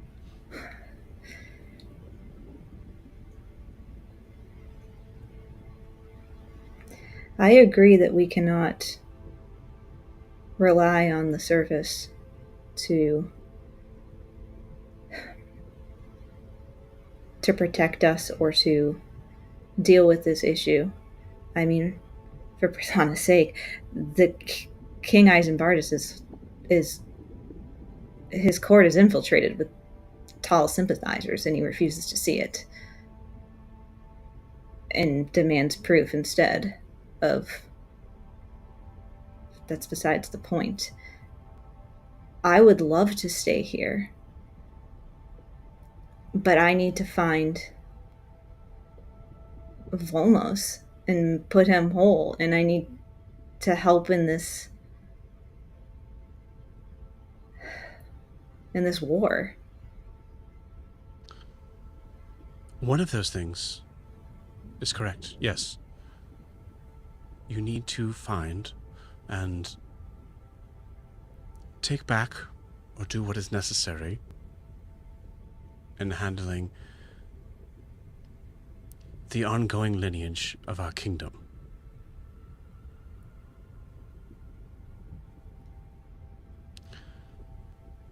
But that is it. Our connections to this war that will be coming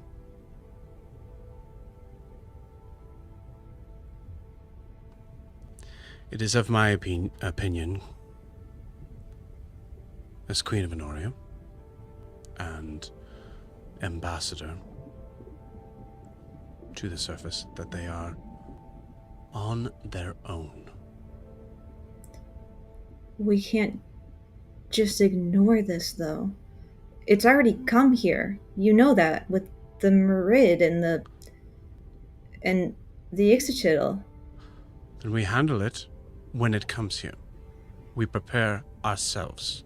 What are we supposed to do? Stop every test of land? Eldryn!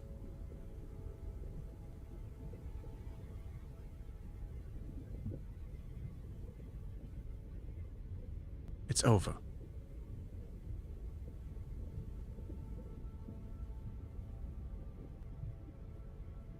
Father, do you have anything to weigh in here? Anything to say?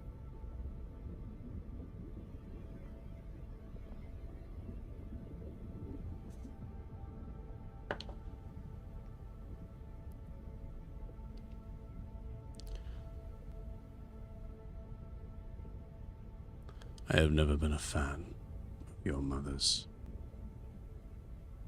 callousness in emotions.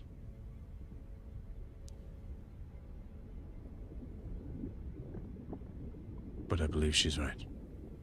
We need to take care of our own first.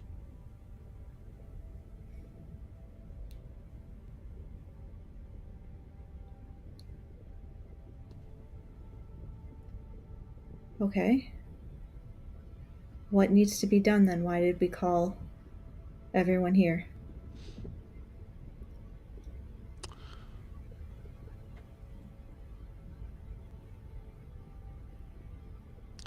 I'm sending word to the northern kingdoms, the Sahuagin tribe, the Ixochitls. We need allies. The Sahuagin are our enemies. I am well aware of that, but in this case, if we are to stand our ground, it is best to be with those that understand our world. They're godless. They're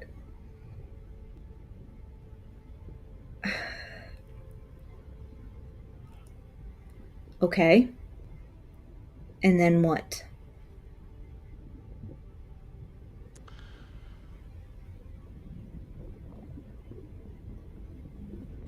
You will lead a small party, given what is clearly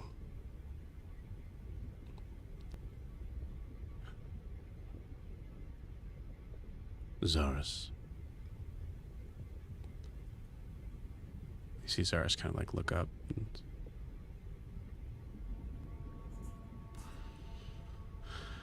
What is clearly the declining health of our High Mage. The assumption is he will do what he can for as long as he can in locating whatever is left of our brethren. In the meantime, we will be working on our defenses and making sure they're strong, and most likely, when the time comes, opening our gates to those that we would otherwise see as enemies.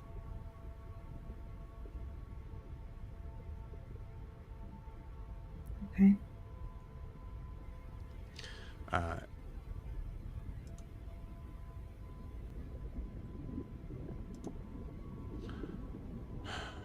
Generous, I need you to take a leave of absence in Captain the Guard in escorting Eldryn in this voyage.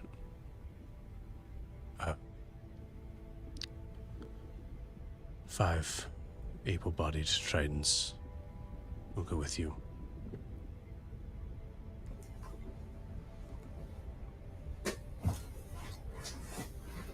Saras, I'll need you to do everything you can to... You located one. If you can locate the next.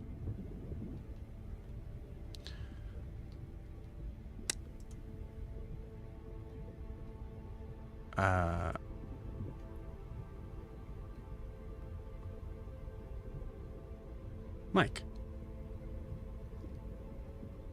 Yes, sir. you want to play Noros? Hell yeah.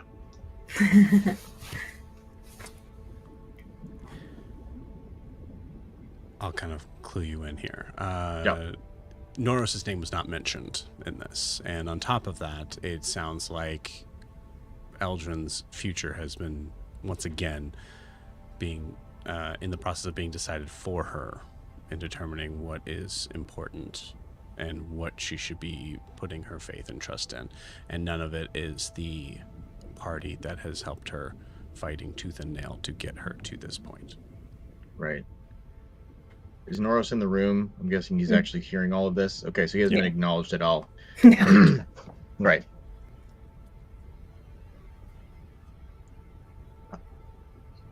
Sweetie, are you sure you want to do this? I think we're all shocked when he speaks up. What? I mean, no disrespect, but like we have work to do up on the surface. She will do what she needs to do for the kingdom to survive. He keeps looking at Eldryn. What do you want to do? I don't know if I can trust them. You can't trust them? After everything we've been through?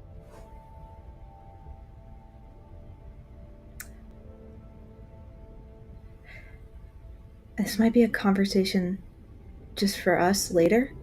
Yes, No. I agree. No. We're doing this now. Pardon me, your majesties. I'm sorry. This has to happen now. Eldryn, there is a wombat up there that's your best friend. She's Yeah. smile at this. There is the hand of death themselves that would do anything for you. We have someone up there that made your wedding dress.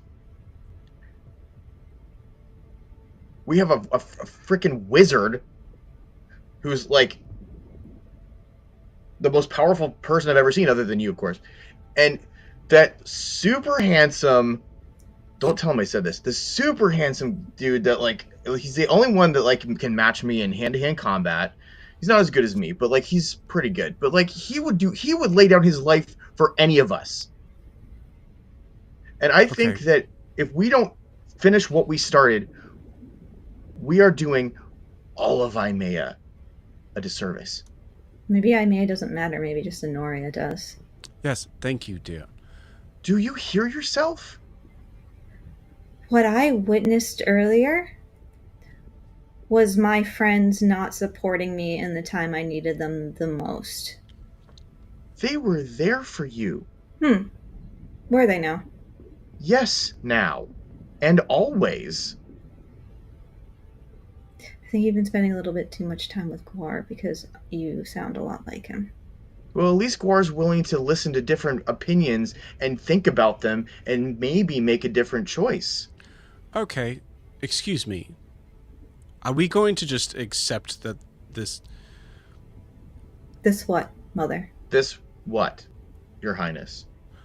You can't just marry into the power that's given here.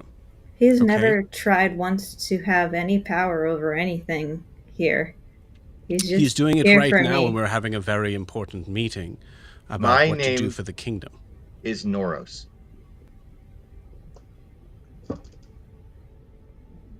I am a person. I love your daughter with all of my heart. We are together. We by choice and by love, and we are awesome at lots of things together. I know that seems important now. But there are more important things at stake.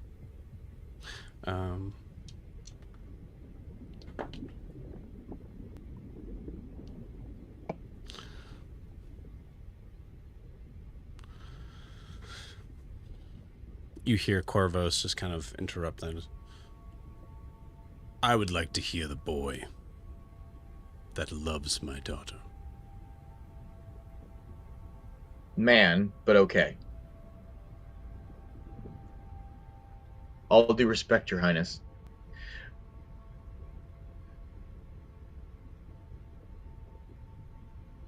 The things that are happening on land will directly affect what's below it if we don't take care of it. We have already experienced his, for lack of a better term, tentacles down here.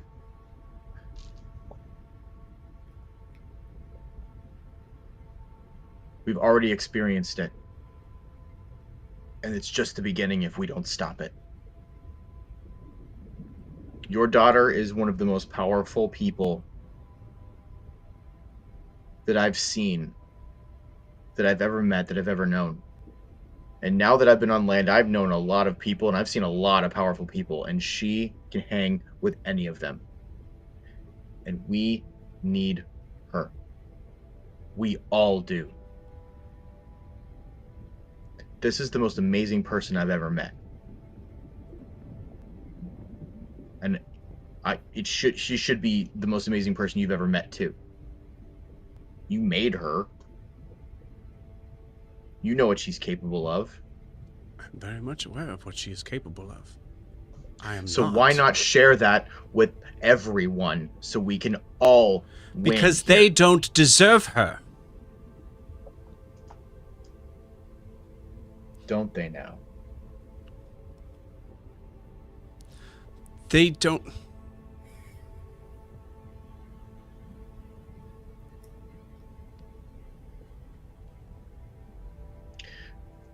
Your Highness, who does?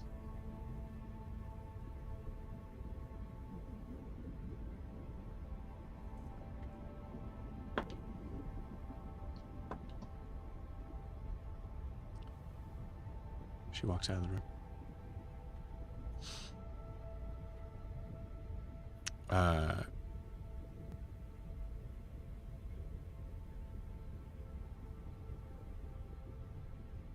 Catherine and Generous have been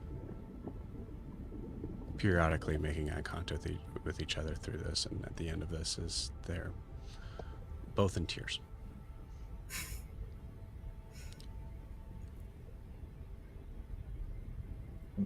I look at Eldryn and I just say I'm sorry for causing a problem.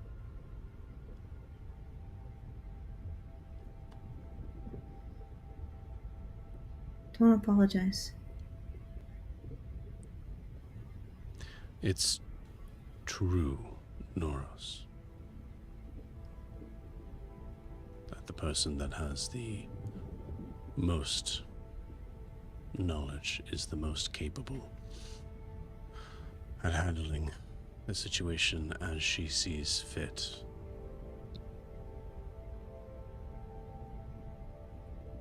Is Eldryn. Yes. So, trusting that she understands what is at stake. The choice of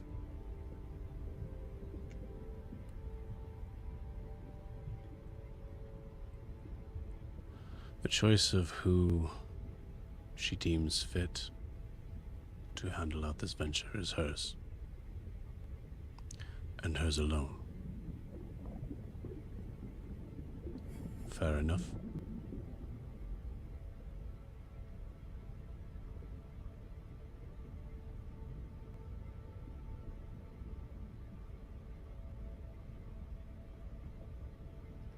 I don't know what I want to do. I am hurt and angry. And I'm letting both of those emotions control me right now.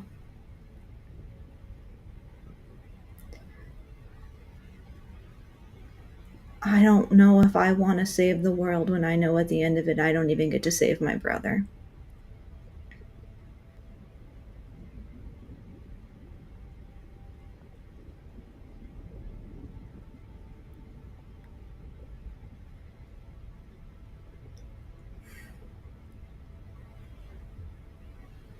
I hold out my hand to her, the hand with the scar on it. And I just reach out for her hand and I say, trust yourself.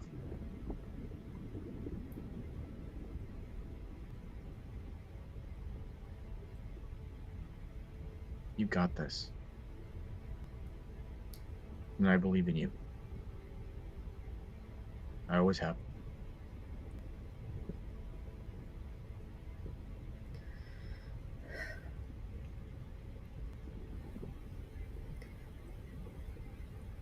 I know what's bothering her.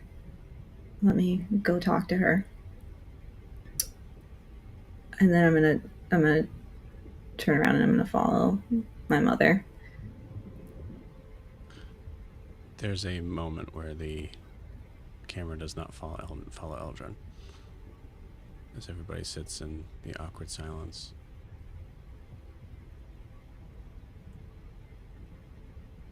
And then Zara speaks up. Well, if my job is to continue to do what I was doing, a simple message would have sufficed. Can someone please help me to my room?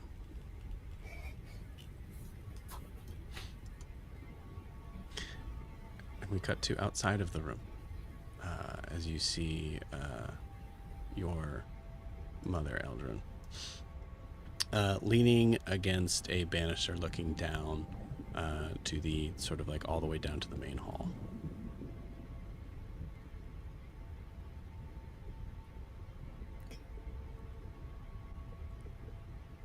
I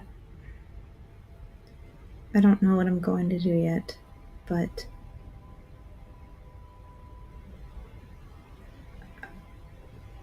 I think I know what's bothering you. And I know you don't like showing them very often, but I can't promise you that you're not going to lose another child if I go back to land. Then you don't go back. You can't. If you can't promise me, and you can't,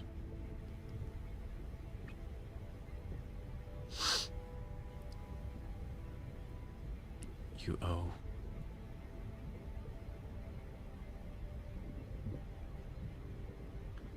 your kingdom. You owe me.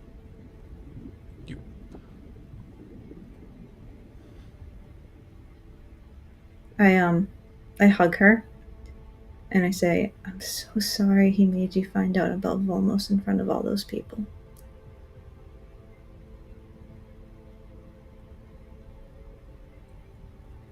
That was very cruel of him, and he's not normally cruel.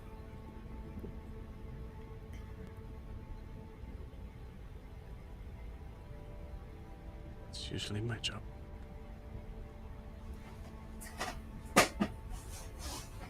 I won't disagree with that.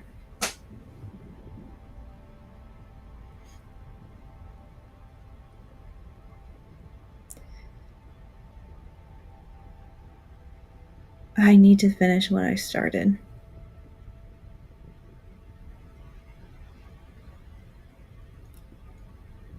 Whether that's with my friends or with a contingency of Triton guards. What I started is on land.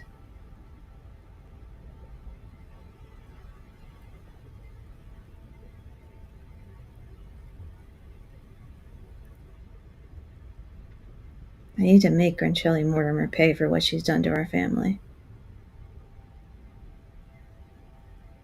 And Tall, for that matter.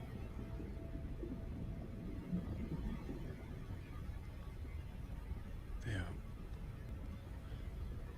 heavily fortified behind the stupidity of the governing body of the surface. You've taught me well, though, and you've taught me that they can still bleed.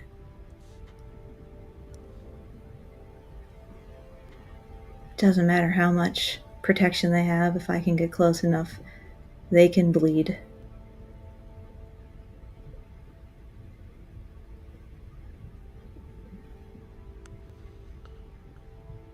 I've taught you that. She turns and looks at you.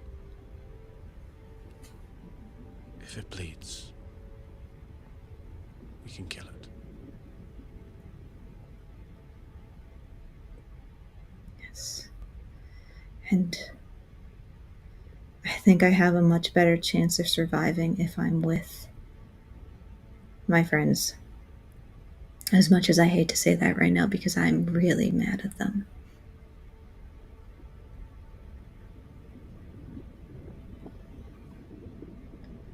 But for some reason they like me and they like keeping me alive.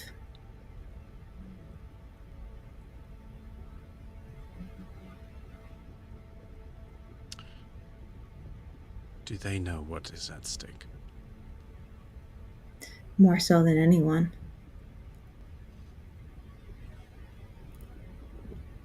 Do they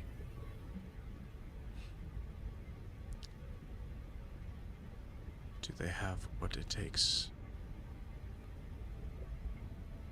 to do what's necessary? Yes, I think that they do.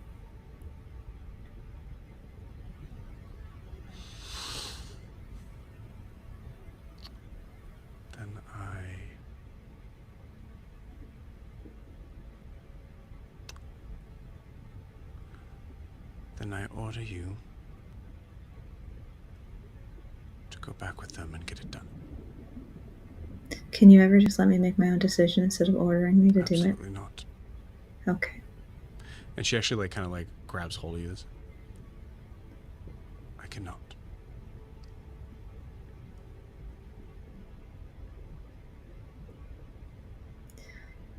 Because this...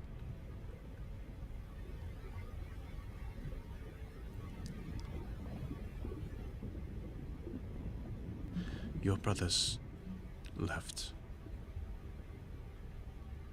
of their own accord.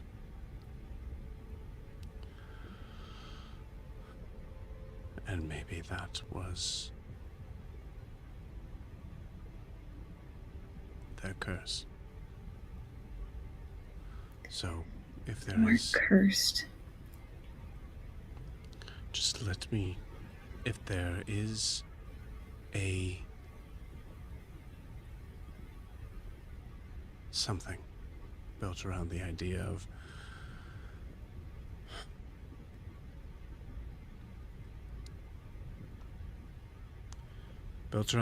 children speaking out of turn and being subordinate, then I would rather any of that curse to fall on me.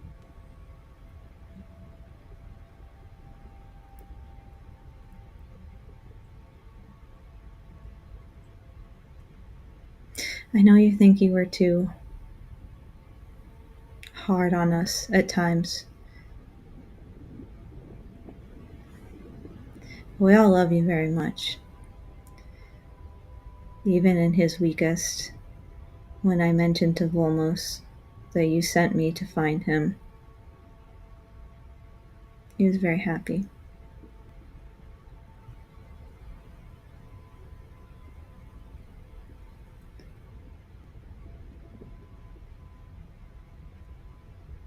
Was he in pain? Do you really want me to answer that?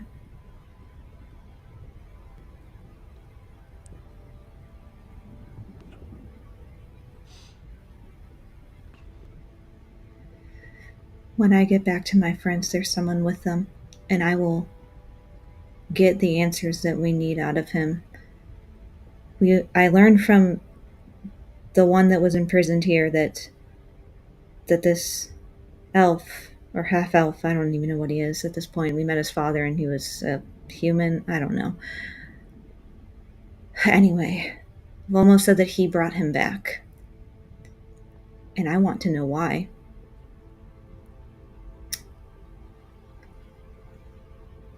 And if it was of his own accord. But I promise you I will get every answer that I need to get out of him, whether or not he likes it, or I have to. Let's just say if he doesn't offer it up, I will figure out a way.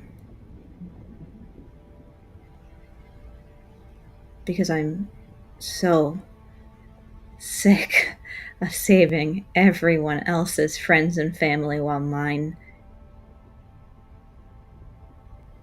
falls apart.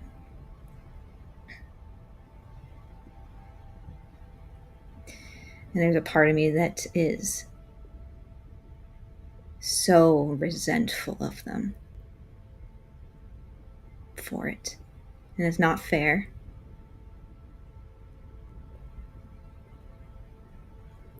But maybe there's a means to an end right now.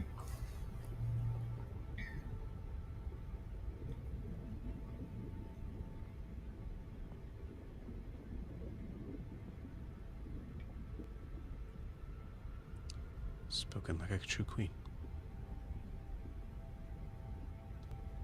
Yeah. Get it done. Come back. Well. And Mother, don't disrespect my husband in front of me again. I chose him. And he's not going anywhere.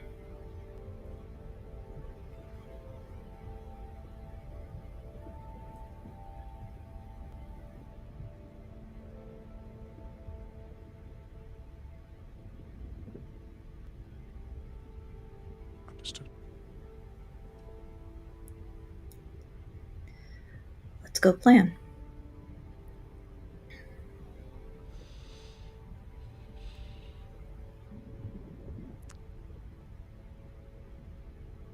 I get the feeling that he doesn't want me. He doesn't get a choice in that. I may go to him for support and comfort, but I need you for strength.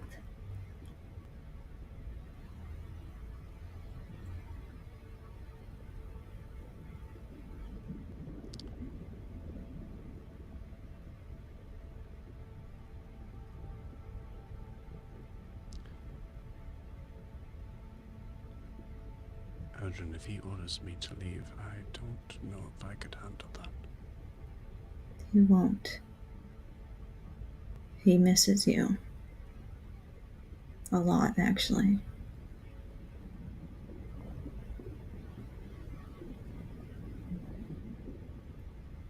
He just doesn't know how to get past your cheery exterior. And don't forget that you're the one that did this to him. You left. I know.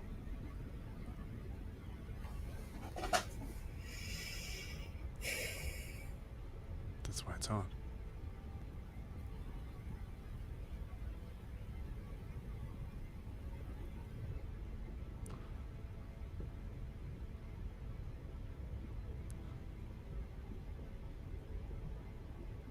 I'll follow your lead in this.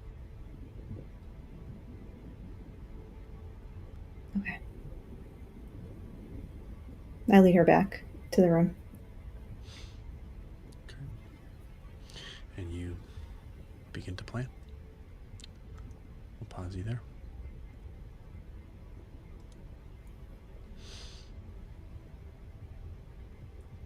Mike, please take another point of inspiration. I don't care. Also, Lorianne, please take a point of inspiration. Oh, thanks. Nice RP, guys. Beautiful.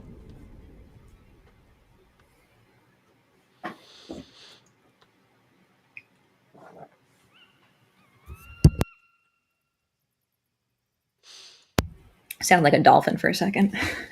It is. It's a land dolphin. Dang. I was like, is the dolphin back? That damn dolphin. No, we're on the surface. We call The them dolphin birds. is what brings my family back together. It sews the wounds. I mean, now that you said it, I can't do it, but You're like, that was the whole plan. that was Damn the whole it. plan all along. Oh, give me a second. Okay.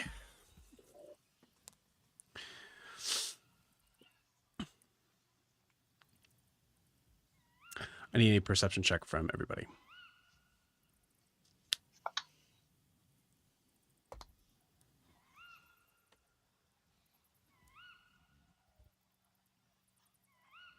Well, 22. 21. Milo's real focused. That was a nat 1 for. I rolled a nat 1 as well, which makes sense because I'm not there. Milo, Hey, don't you have halfling luck? you do have half. Oh yeah, I do have here. Also, Wilbur, I think you'd have advantage on this. All right, that's better. 13. 26. 13. Okay. Everyone except for Milo. In the various scenes of where you guys are at, you all hear this roughly at the same time. Starts out as a low rumble, like incoming thunderclouds. There's not a cloud in the sky.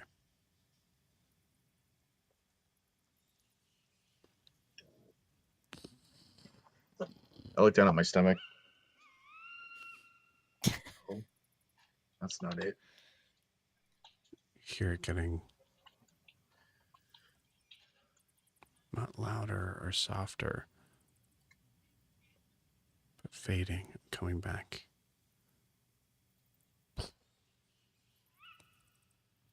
Differing tempos.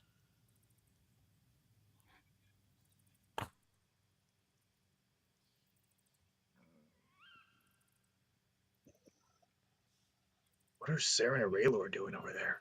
Oh my god. Wow, the 13 is enough of a perception check to see Riley, who was by her tree. Mm. Her eyes go wide at this sound. Mm. Yeah, Milo's gonna put Rayler's jacket down and sprint over to Riley.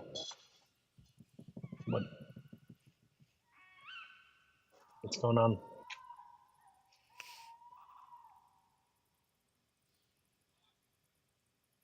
That one bird, because it's very loud.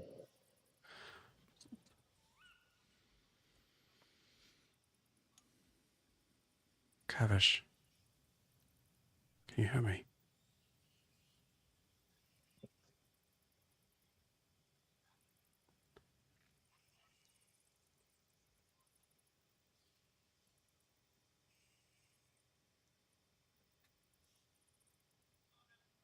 Need to go. Tell the others to not leave the grove. Okay. No matter what. I'll be back soon. She touches the tree and goes through it. All right. Yeah, Milo's gonna go back to the gathering over by the table and So Riley had to step out really quick. She Well, said, you guys are all in different sort of spots, so this will be like you'll all be hearing this in different areas and responding to it. And we'll say you guys are eventually going to come up to, but I just wanted to make sure that that's clear. So we'll handle that in a second. Wilbur, Winona feels it too for sure. Mm-hmm. What was that? I don't know. And Wilbur's gonna kind of just slowly reach for an arrow. You're inside the hut right now, so Yeah.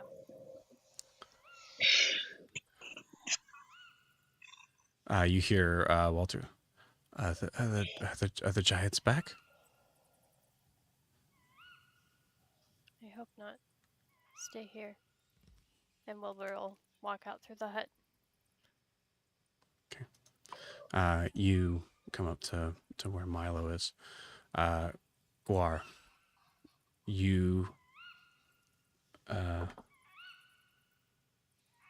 cool.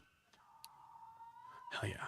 Guar, you feel it, and as you feel the ground shake, there's a heavy thunk as the we'll say there's a door to this hut. The door kind of like flies open into the back of your armor. Ah! Hey, Fucking what's about? fucking move. Okay, fine. God.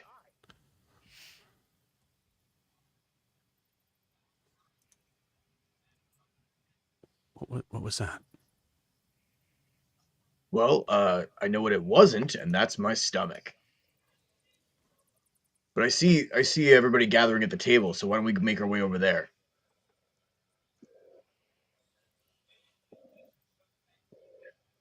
Where's Saren? I haven't seen them in a while. I haven't seen her or Raylor. Okay, all right. Thanks for nothing. He walks off. You're welcome. Brumhilda comes up to you. I've never heard anything like that.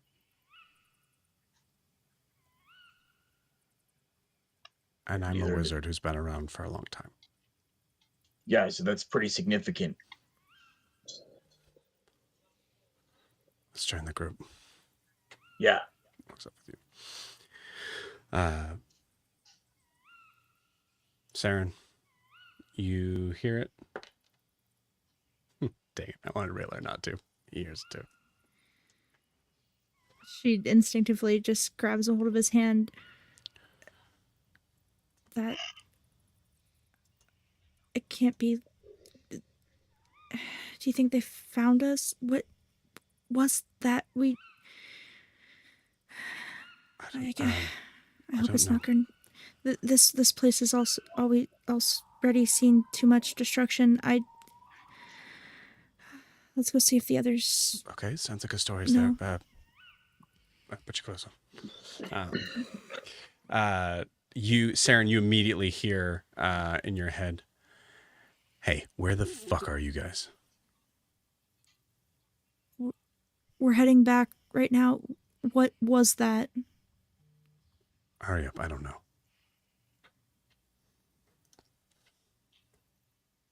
You guys come together. Now, Milo. yeah.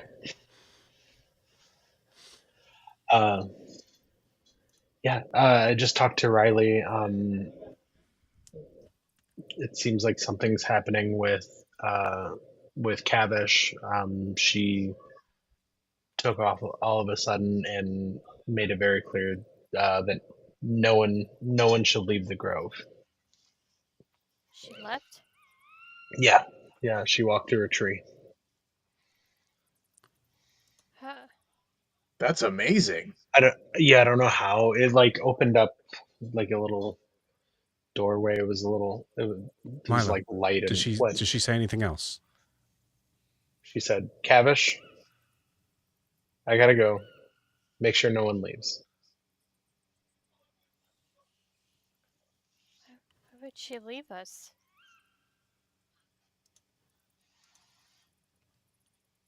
So is this not a Grancelli found us already and is coming after us kind of situation? I don't imagine that. I know Riley. If there was something that was coming for the Grove, she wouldn't leave. Yeah. But And Cavish is pretty singularly focused and not all that close to here. So I would like whatever that sound was, if it had to deal with him,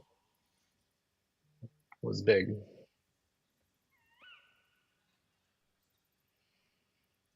Well, if y'all heard it, I didn't hear it. Heard it. I felt it.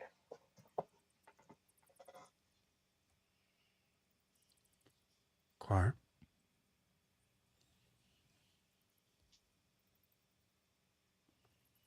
I need to... Wilbur, I need a hut. You can go back to mine. Okay, thank you. Huxley. I need your eyes. You see Huxley, like... Huxley doesn't flinch. Yeah, okay. And they both go walking into... Was she holding a spoon when she said that? Yeah, no. No, but I think you see, like, out of, like, her pack, she starts, like, taking out, like... she's taking out a tome, and as she continues to walk, she takes out another one and, like, hands it to Huxley. What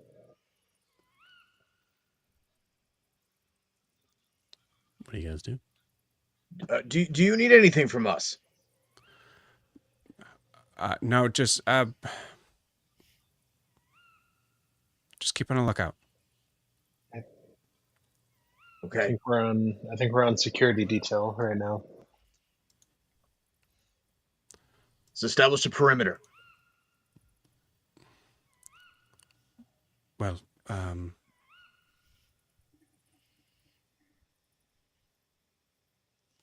this is interesting. I thought that we would...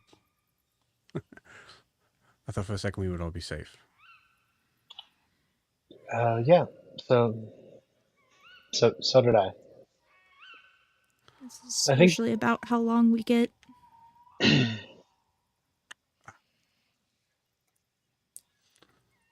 Well, we don't know we're unsafe right now. We are in the Grove, whereas I think about as safe as we can be right now.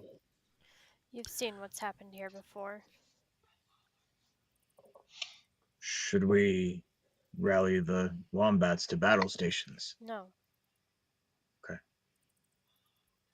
Keep it calm.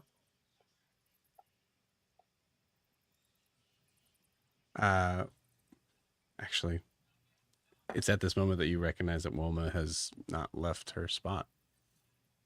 As you look down the table and as you hear her go, "What do you want me to do?" You all look down the table and see her at the very end of it. Hi, Wilma. Come with me. She immediately gets up and very quickly follows you. Well, like, I'll lead her, like, kind of away from the group. I guess, like, in the general direction where it seems the noise is coming from, and just get to, like, the highest elevation possible. And The highest elevation would be actually right where that, like, the crumbling sort of, like, mountain mass there, yeah. And as we're, like, walking along, I'll just say to her, do you have your bow and arrow? No, I could get it. I'll go get it. I'll go get it. She runs. Milo. Yeah. Give me a perception check. Thank God that was a nat 20. You see just blind monk. You see the slightest hint of a smile on her face. Yeah.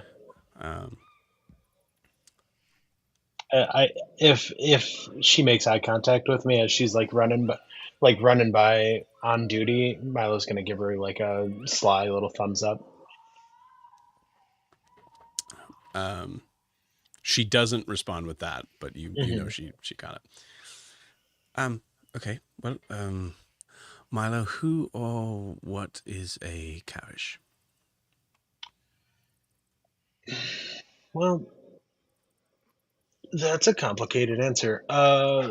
Kavish is a druid, semi-local, to this part of Imea, and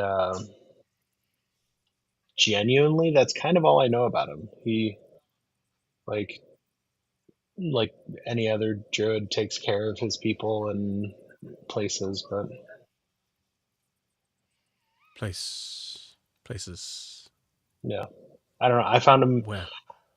I got I got transported out to a beach and I found him wandering. Um,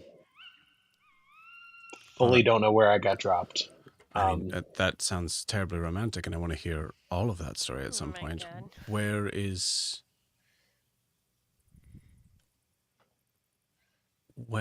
his place?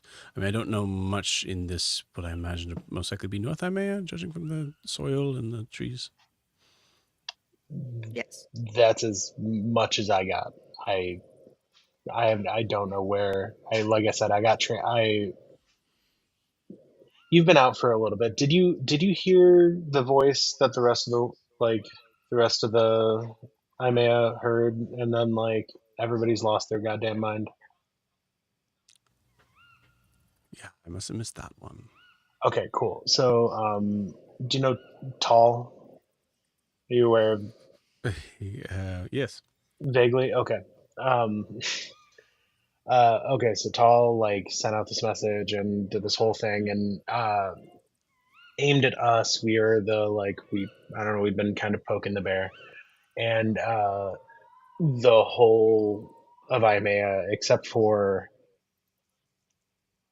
I don't remember the town that Eriskar. the Eriskar, except for Eriskar. The whole of Imea, except for Eriskar, heard his voice giving this message. The city that we were in. Yeah. None of them were aware of this either. Okay. So don't feel that left out. An entire city got no call, and then As you're explaining this, you hear another. so yeah, at the end of that message, he teleported all of us to random freaking places. Some in time, some in space, some in both. And so yeah, I got teleported to a beach with where I met Kavish, and I genuinely don't know. He teleported us back here. I don't know how we got here. Like I don't know the direction he's supposed to be in. I'm assuming it's from wherever that came from.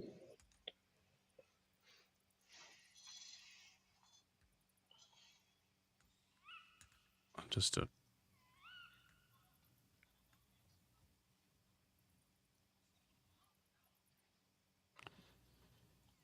I assume that's about as much as everyone else knows.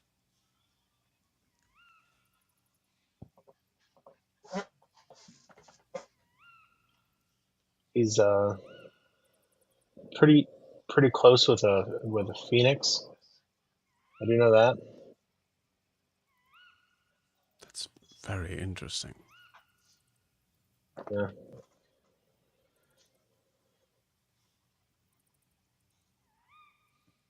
Door slams open. Because they're both on it. I just didn't roll. You you see both Broomhilda and Huxley come out essentially at the same time, and both yell at the same time. Broomhilda for Guar, Huxley for Saren. I run over. Saren gives Raylor a look before she goes, and just, I gotta go, I guess. Yeah, totally fine. And runs over. When they leave, Milo's gonna turn around. Oh, I finished your jacket, and then have the audio fade out to whatever everybody else is doing. No, not with that nat 20, sir. Absolutely not. No. Holy shit! My goodness, you are a genius. Oh, I don't know. So I started with like fixing the holes that Huxley he tore you a new one, and so I was working on fixing. Yeah, I know.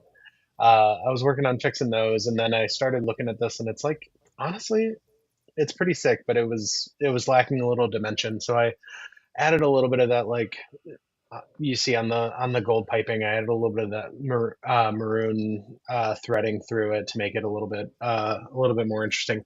And I noticed you had a lot of straps on you, like a lot of like I don't know piratey things, like you were carrying a ton of crap. I just put Yes, a I'm bunch a of very dangerous pirate. I just put a bunch of pockets on the inside. If you'll notice, there's just like it's just Oh my like goodness, look at that. it's like an apartment building full of pockets on the inside of your jacket, so you don't have to jangle so much. Milo, I just have to be honest with you. This is this and saving my life is the nicest thing any acquaintance to friend has done for me in a day. That's a lot of qualifiers, but from what I hear, you deserve it. I'm sorry. I was just qualifying because of the sheer generosity of it. Oh my goodness, this is nice. Well, I will find some way to repay you in my plunder of gold. I'm not a pirate. I mean, okay, privateer, whatever you guys call yourselves nowadays. I don't know. Okay. Beautiful. Guar, Saren.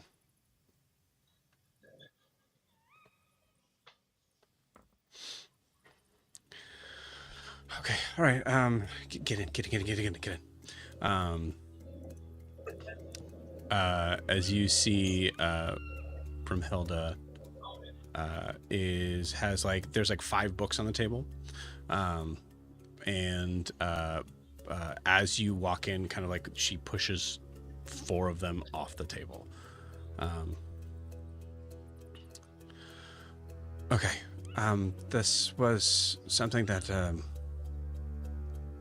we've sort of kind of talked about off and on as like a sort of a joke, as it is one of the big sort of things that people would like to believe in, the idea of the creation and the destruction of the world. And to be honest with you, and at this point, sorry, now I found Repeller. At this point in time, I was kind of like, there's so much on our plate, and really I didn't think that this was sort of a factor. But there's been some things that have come up recently that has piqued my attention in that. And you see the book that she is holding says the word creation on it. So, do you know how the world got started? Saren?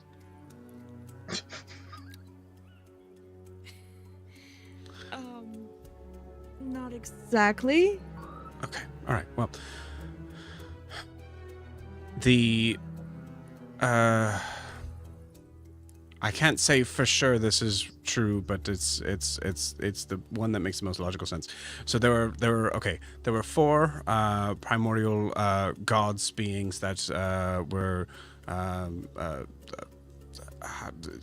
Cliff Notes sort of version, were bored and wanted to have something to do, something to create, so they created the world, us, Imea, and logically most likely some other areas. But there is So there were 4 of them. They made things. They were primordial being of air, fire, water, and earth. That's Air, 4. fire, water, and earth. Yes. Yep. Okay. That's great. Yeah. Okay. So then, at a certain point, one felt that the other was getting too much of the cake, and chaos and war ensued. Pushed mostly by the inhabitants of the world at the time that they had created. Us. Must have been really good cake. Saren, can you translate? I know what you're saying. Okay, all right, okay. Sorry, there's a lot of things in my mind right now. Okay, sorry.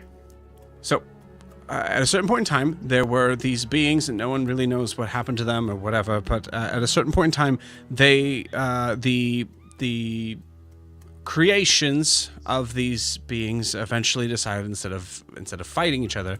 Eventually deciding that the reality is that the main problem was these beings, these gods, and somehow found a way to be able to trick them into being transported into these, what are known here as kind of like points to words of a language you do not recognize,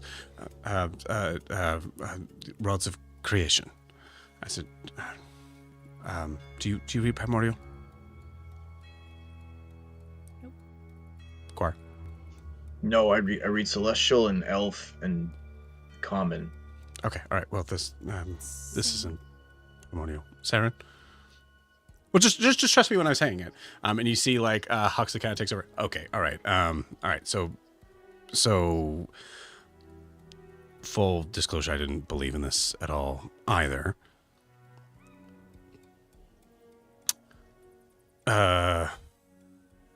Until I met someone who has one of the rods. Yeah. Okay. Yes, Alistair. So who has one of the rods and has a long story there, and I don't want to get into it, but knowing that there's one, that means there are 3 more, and if there is. If they are joined by 3 or more, that will summon one of the primordial beings. So they're all locked away, and Alistair and his dumbass and his party and everything that they went through have pulled one out and are now looking for other ones.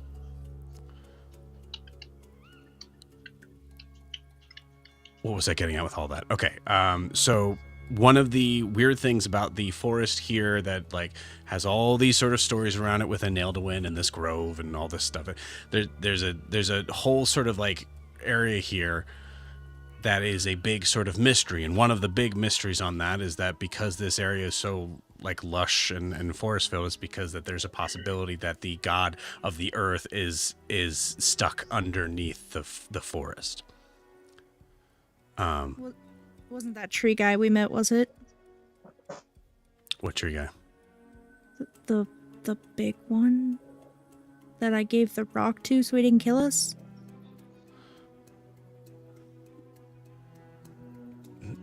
No, Saren.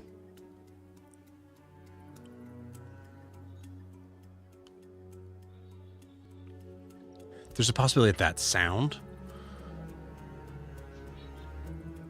miles and miles and miles and miles away. You said Cavish. Cavish is with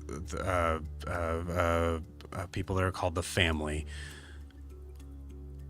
Long story there. It is 4 or 5 days journey from here. And if we heard that,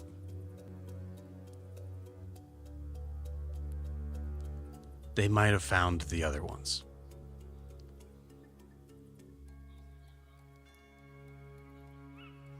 Fuck. That's bad.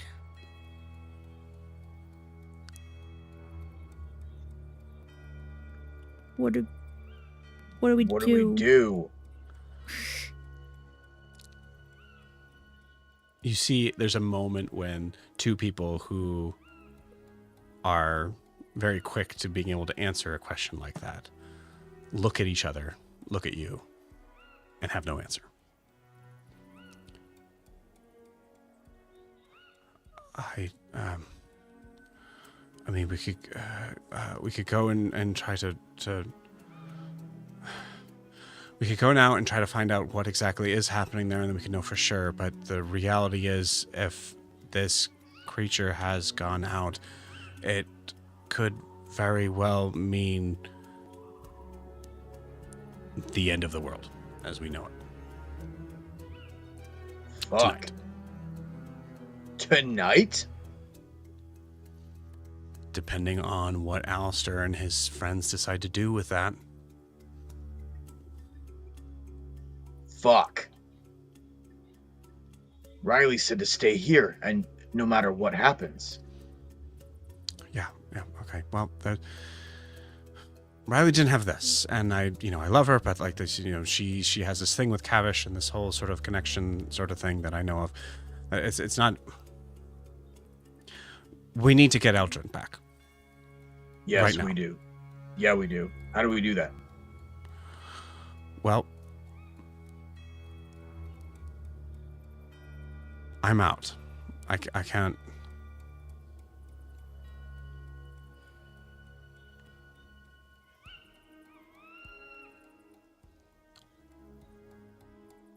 Can someone cast a sending to her?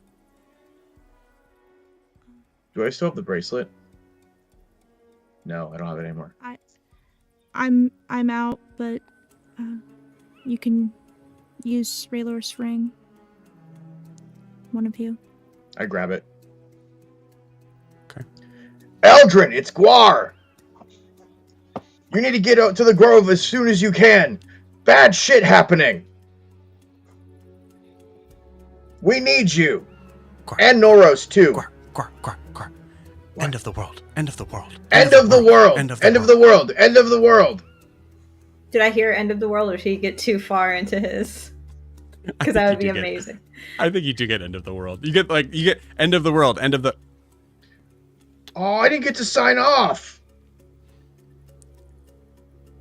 I give the ring back. Okay. I reply and I say, as if I don't have enough issues of my own to deal with, Guar. I will be there when I can. I'm in the middle of something. Noted. Did she say something? What did she say, Guar? I relay it verbatim. In the same tone, too. Yes. Jesus Christ. Okay. Who can actually talk to her? Who can actually talk to her? Saren hands the ring to Broomhilda. I'm the only one she wasn't mad at, so. I wasn't mad at Bromilda. Oh yeah. Okay, who does she trust the most? Who You do would it. be the You do person it. to? You do it. It's definitely not me, Guar. It's definitely not me. She almost killed me. Oh yeah. Look. Hang on. And I run out and I go try to find Wilbur. Yeah, you got it. And Wilbur is coming, is walking back. No. You are the one. Such You're a the bad one that would No. absolutely be trusted the most. What's you. going on? Yeah. Okay, so I have to give you this ring, and you need to send a message to Eldryn. What I know. message? I know. What? What's going on? So we need her here now because the world might be ending tonight. I cover Wilma's ears. There's a child. Yeah, and she'll be gone too. Let's get Eldryn here. What do you mean that end of the world might be Just happening? please hurry. This is time sensitive. I'm gonna You hear need Brum- a you hear little more Broomhilda from her- explanation. Guar, don't give her the whole story. Just that we need Eldryn here. We need Eldryn here. I have lots of plans for my life, so I want to keep going. I want to go to at least one more tavern with all of you. Let's I go. don't even know how I work this thing. Do I have a limit? you A just- word limit? A yeah, character limit? Saren walks up. It's just like Eldryn's bracelets. I used all mine for today. Please, for the love of Bahamut, just do it, please. You see, not Huxley because I rolled a nat 1. Okay. Continue. I rolled a nat 1. The NPCs don't do anything. Eldryn, please get to the grove immediately. More urgency, Wilbur, please.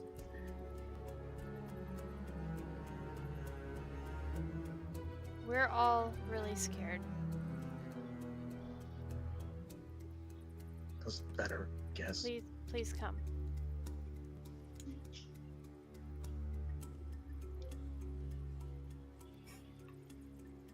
Noted. The fuck did you have me call her for? I'm the last person she wants to talk to right now. You're her best friend. I don't know. She's pissed at me. Well, she wasn't pissed at me, and she said the same thing. So, She coming? I don't Alleged- know. She just allegedly. Said noted. At this point, Rayla and Milo, you guys are done kind of talking about this. So there's definitely something going on. Yeah, I heard Guar yelling "End of the world." Is that a normal thing for him to say? The yelling, yes. The content, not specifically. Okay. Cool. Yeah, you wanna Yeah, Milo just starts walking over there. Cool. Doesn't finish the sentence, just starts walking. Eldryn,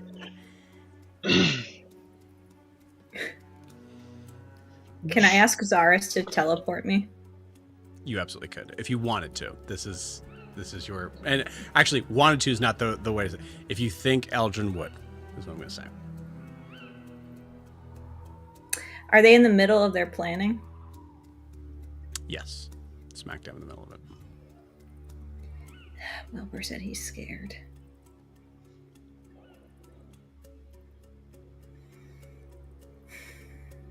Yeah, Eldryn will in the middle after she had like the headache of Guar, and then Wilbur.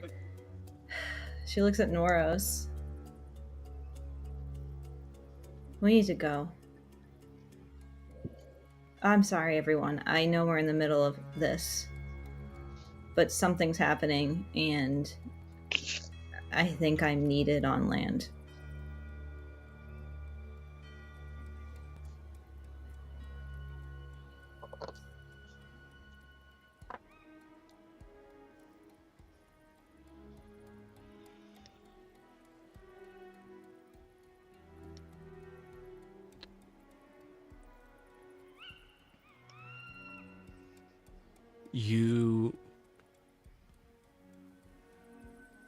You see both your parents looking at you incredulously. Mm-hmm.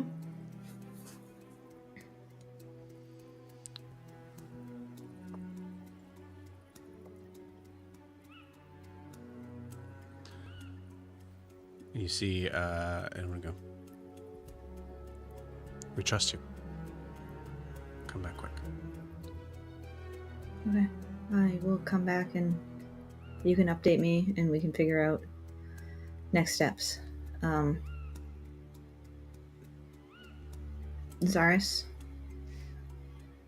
can you send Norris and I to the Grove? You're welcome to come, although I think you're in the middle of this. Oh, well, I think, the different level of gravities. This might kill me, but yeah, grab my hand. Well, I'm not. No. I'm just kidding. Just grab my hand. I grab his hand, and Nora says, All right, now think happy thoughts. "You change this every time." Because we need to not let them know. And he winks, and you teleport out. And with that, we're going to end tonight's session. We'll see you guys next week.